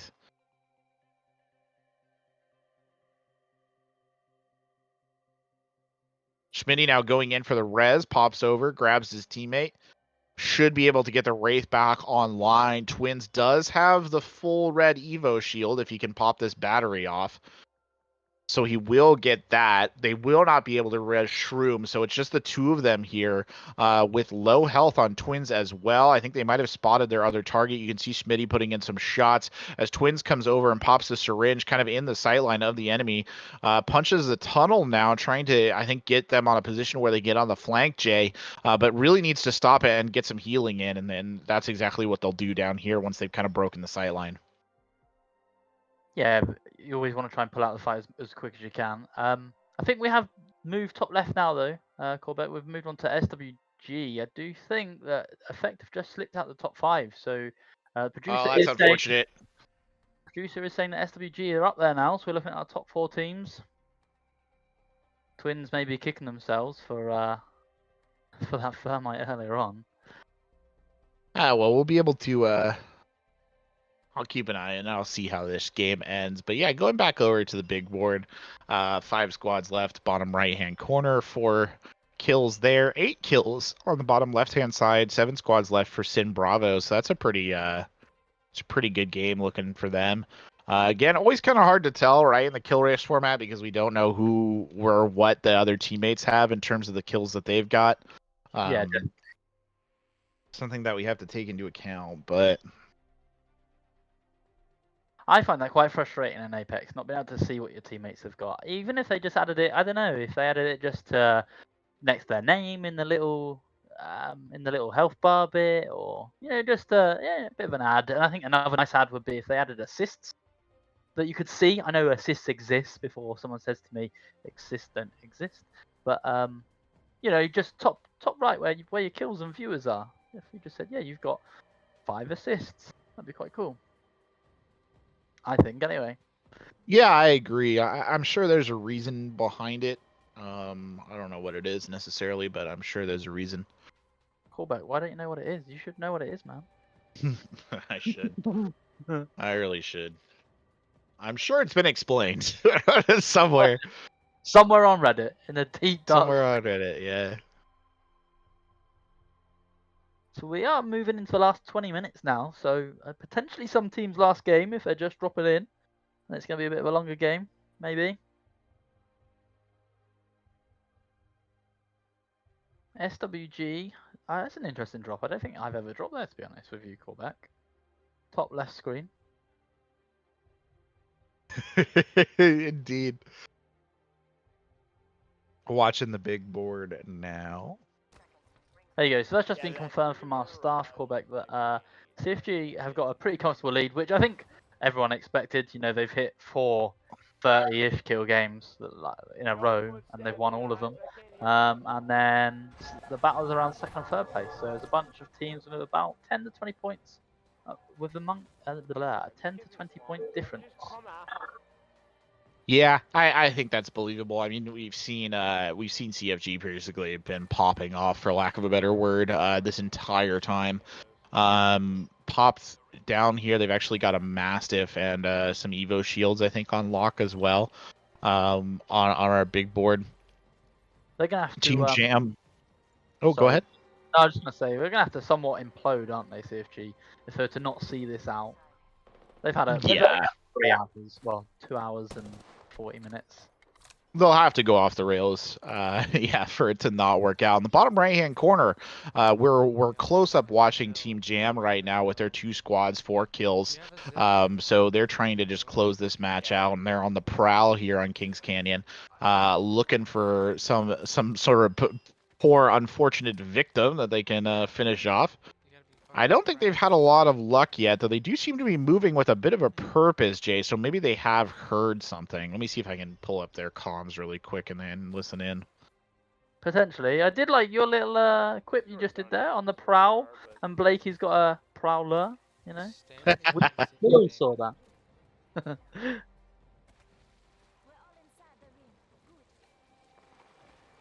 Very true. Ooh, yeah, so they're definitely shooting right now. I don't know if that means that they've engaged or if they've got him. So they do have their target in sight. Their Wraith has picked up the pick there, or not the pick, but it has engaged with the enemy. Lots of incoherent shouting in their comms about where their opponents are. Got to grab a Kraber here as well. So big gun coming in. I guess if you're not actually fighting kind of in the slum, the Kraber is valuable. In this particular area, maybe a little bit difficult, but it doesn't look like that's where their opponents are, Jay. Perhaps he's going to go for a nice finish. Perhaps he's seen that he's on stream, he's got some lovely viewers, and he's going to go for a 360 no-scope. Bring it back to Call of Duty style. He wants the 360 no scope. Could you imagine? I would be very impressed. I'd be so impressed. End kill on a... And better late, I guess, than never. But they don't even need him. His teammates just finish it off before he even shows up. So a solid pickup there for Team Jam. As we'll transition back to our big board. Maybe we'll get an update on what their scores are. Or their score was at the end of that. 1 kill, 19, or first place, 19 kills. So not a bad game, but definitely not perhaps at the level that we've been seeing from some of these other teams who really have been putting in the hours, as it were. Yeah, and their damage is pretty low as well, like, compared to some of the teams that we've been seeing. I really appreciate this replay of him just arriving half a second too late, Blakely, to contribute. That's an absolute gold level replay. That's amazing. Guys, I'm here. What can I do for you, everyone? I've got the Kraber! I've got a Kraber. I'm here. Sorry, man. War's over. What? Ugly fight there on the bottom left-hand corner of the big board for Sim Bravo, just kind of pushing up the stairs into a Watson. But if you do take a look down there at Sim Bravo, and I think we'll maybe bring them up, don't want to spoil it, but somebody sitting at 14 kills on the kill leader is Austin on that Octane, which is really something. And they'll get a championship there before right before the end. 14 kills, my lord. That might be the highest, I think, individual kill total I've seen today. Yeah, I think so. Shex's highest was 12, I think, wasn't it? Yeah, Shex was at 12. Time left, correct me if I'm... Ooh, 31 kills in that match, so a great game by them. Time left, Jay, I want to say 10 minutes? Yeah. If we're gonna argue about a couple of minutes, 12 minutes and like 27 seconds, because we don't want any lawsuits saying that we're lying about anything. Yes, that's true. Yeah. We hate to call in the legal department. Fun fact: we do actually, the CGL does actually have a legal department. We do have someone for that. Unfortunately, for better or for worse. But anyway.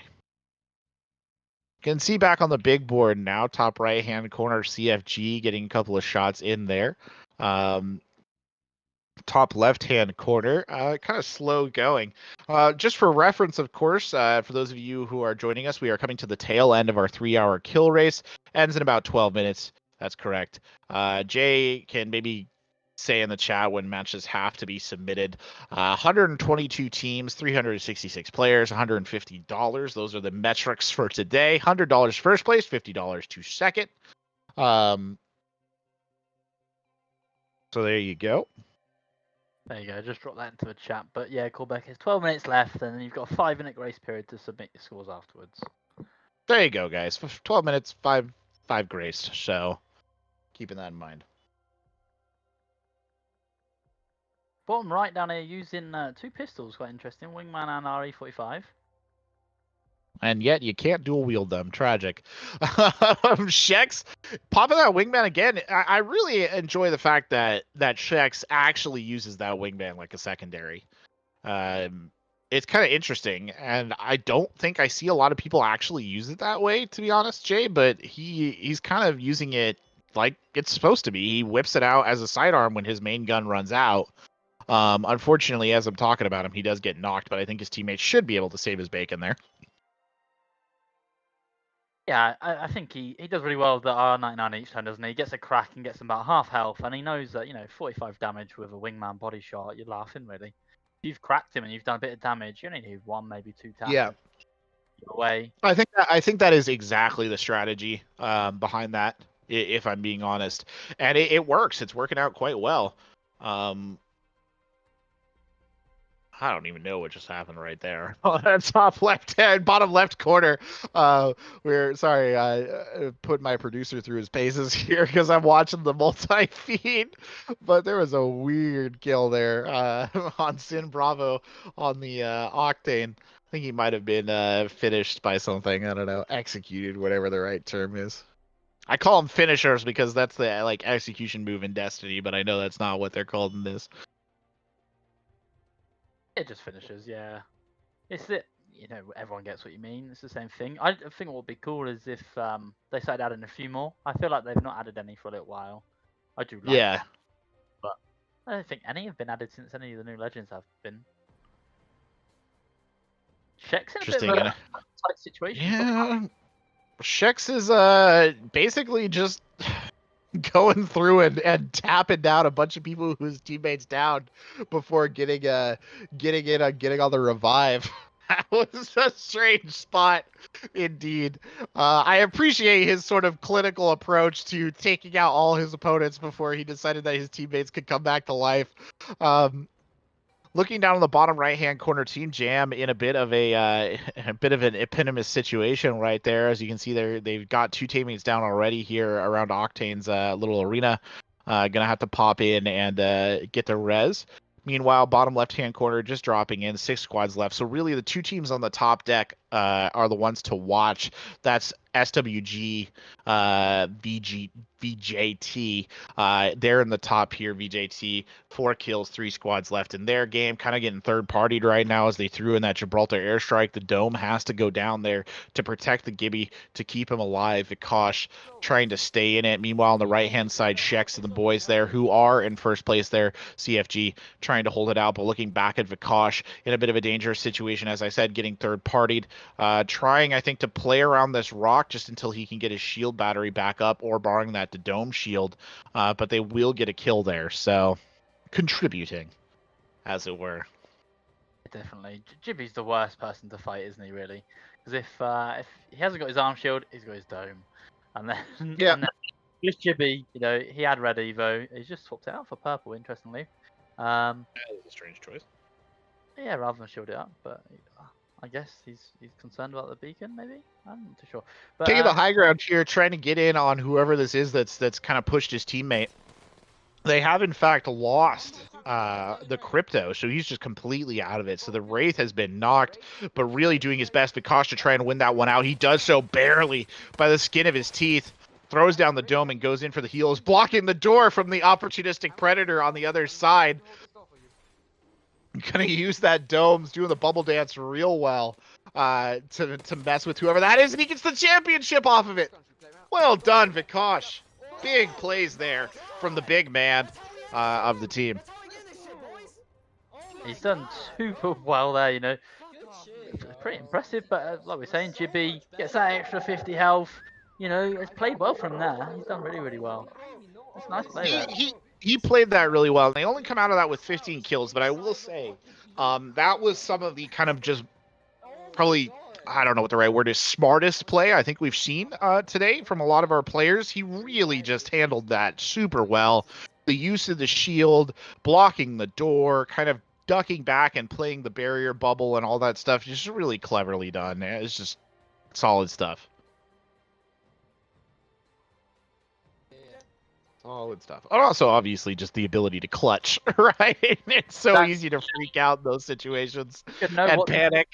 You should know what to do, but not be able to execute it. Going into the last 5 minutes, be interesting to see if they drop in again. Drop in hot. They are going to drop in. You can try and get a couple more kills in the bank. I really don't know that you'll be able to complete a full game. Shex, unfortunately, is out in that top right-hand corner. His teammates will have to res him back in. They do have his banner, I think. Oh, nope, they haven't recovered it. So that's bad news there for Shex, and he's permadead. So he can do nothing but watch Lars and company in what is arguably probably their last game. Meanwhile, kind of a frozen screen for me down here for Sin Bravo, but I think they're probably still in the fight. Yeah, no, it's very laggy for me, but they are still in the fight. Again, they've only just landed those, so they are looking for a fight very, very quickly. They're hitting they've looted and they're off. Every team. Yeah, they've got to get some quick kills, right, and then just dip out, basically, and report it. See if G can chill out a little bit here. There's only 2 squads remaining. They've lost Bottom right-hand corner. That's getting into a nasty gunfight there for Team Jam. You see that barrage coming down on them. The sort of rolling thunder runs right past it. Picks it up. You can take it. And we'll zoom in on them as well with 5 squads left in their game, and we'll see how they're able to close this out. We are coming down to the final time. Here there is that 5-minute grace period after the hour for teams to report their scores. So that will be left there for you guys. But yeah, we're closing down. Obviously, again, we've had problems with the leaderboards today. We do apologize for that. Coming into our next tournament, we'll make sure that is definitely not a problem. All your scores are correctly recorded on the back end, and once everything is finally tabulated, we'll get out and we'll announce the winners. So everybody's kind of in the mix. And again, we do apologize. I know it's really important for a lot of you guys to be able to follow those leaderboards in real time, but new system, and hopefully one that'll just make things easier in general for our future tournaments. So. In the future, they should be quite easy to go with. It should sit quite nicely on the website, really. Yeah, it will be quite nice to have it on the website, to be honest, because we've been using, Google Forms and stuff up until now, I think, for a lot of the recording, and it can get a bit... It's never caused a significant problem in terms of actually keeping scores straight, but just for display purposes, it's always been a bit messy. I can see 3 squads left now, but none of the action coming the way of the folks here. Unfortunately, Blakely really walking around. Team Jam can't quite find anyone. Might have heard some gunshots over there to the right-hand side, but they're not going to go investigate it. Instead, they're going to move up here and just take this high ground position, Jay, and see what they can see. Moving with a purpose, aren't they? They're trying to find those last couple of teams. Desperately trying to find them. Probably aware of the time now. Yeah, they are very much running out of time. Some shots going in, so Contrail's coming out. So I think they've got at least somebody here, and you can see Baka kind of pushing in, getting some shots off as well. Maybe taking some hits up on the high ground there, throwing in some good damage from the R301. Not quite enough, but still good. Baka, I think, got a kill right there, so 9 kills in for him on the top of the leaderboard. Baka going around on the outside flank, doing the majority of the spotting for the team right now as Apples tries to close in. Sonar coming out, so that's kind of spoiled the flank just a little bit, but it doesn't seem to make much of a difference because Apples hops up there and just gets that kill.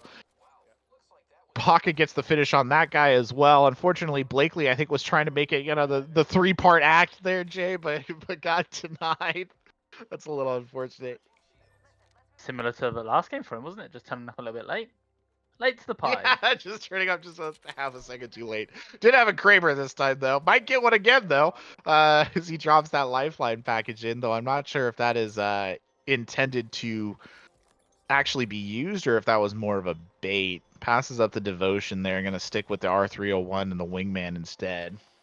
I'm not massively keen on the devotion. I don't know about you. No, all right. Yeah, It is it's Sorry, I didn't. I used to like it a lot, but I think We it's didn't just hear any shots. They're probably it is not outshone, but it's easier to use other guns. Let's put it at that. I think at the end of the day, they have to taking that zip line across the canyon now, and we are to like the final minute here, so they're going to be in the grace period, and this game needs to end for them. They either need to get the kills or they need to kill themselves. Which I don't even know if they're capable of doing because I don't think they have any lethals. At least Blakely doesn't. I know one thing they could reach out for inexperience in that though. Yeah, they 100% could. I know who we're talking about. The ring's closing in. They've got shots, so they've got their opponents up here in this canyon, and they might have actually benefited from their opponents going into that ring. It's whether or not their opponents try to rotate, and I think that's exactly what they're expecting because they're now on the quick rotation as well. If Apples had the grappling hook, he could probably really help with this. But I don't think he might not have it off cooldown. They're going for this high ground positioning there. You saw them ping it so they can watch around the outside edge here, looking for the exit from the canyon. Their opponents won't be damaged much by the ring there, Jay, because it did stop right before it swept into that area. Yeah, it's a good job, really, because the ring in the finals at Circle does a lot of damage. Oh, and their opponents have actually pushed out of the canyon and up to that building. Nasty little disruptive shot there, but not enough, to, I think, to warrant anything more than a shield cell here for Blakely, so he'll be okay. Thermite coming out basically to block the door. Watch the backside, though. Oh, no. Octane ambush. Can they get the Octane out of it? They cannot. Baka still in it, though. Baka fighting, and Baka will get the finish. So there's a good end right on the time for the folks there from Team Jam. That was good. And we'll get a look at what the scores are. You are the Apex champions. In it, fine. They've got a few seconds to upload this score if they can do it. Depends how quick his fingers can move, as we've seen in the game. Yeah, pretty quick. 27 kills, first place finish. Really great stuff there from them. 5179. So Shex has gone offline, signaling CFG's kind of not having to push that grace period. We still, I think, see a couple of teams out here maybe trying to finish up. Looking over, it looks like Vikosh and the boys there might be trying to push that one out. But pretty much over for them as well. Bottom left-hand corner, Sin Bravo, they've wrapped up as well in their final game. So everybody done here, except for SWG VJT, trying to get it finished there. Well, that I think pretty much does it there for us today, Jay. All things considered, it's been a bit rough, and we appreciate you guys sticking with us through our leaderboard problems. I do really appreciate that. All of our scores on the back end, like I've been saying, are up to date. We're going in, we're confirming them. Our staff are working really hard to make sure everything is online. We'll tabulate all the scores, and then we'll announce the winners in the Discord later tonight when everything is all, or later tonight or tomorrow when everything is all said and done, as is kind of tradition. But we know for a fact that CFG, I think, had a pretty heavy lead there going into it because they had a series of games where they just did really, really well, Jay. You commented on it as well. So I think safely say that they were in workable first place there at the end. Oh, yeah, definitely. They had, 4 games that were 30 kills, so they've done themselves really proud there. Yeah, they did a great job. The tournament is a 3-hour kill race. For whoever was asking in chat. Well, keep in mind too, we do have a tournament feedback channel in our Discord. We encourage you guys to go share feedback, whatever, potential lawsuits, whatever you feel you need to get off your chest there. And we'll try and take those recommendations into account, things about the sign up process, score reporting, what have you. But next time, I guarantee you, our score reporting system will be perfectly fine. Do keep your eyes on the Discord for updates on our next Apex tournament, our kill race coming up. We love doing these, and we love having you guys here for them. So thank you so much for joining us today. Thank you as well, Jay, for jumping in at the last second and helping out with the commentary. Any final thoughts you got there? No, I think it's just a good overall. There's some really good streams.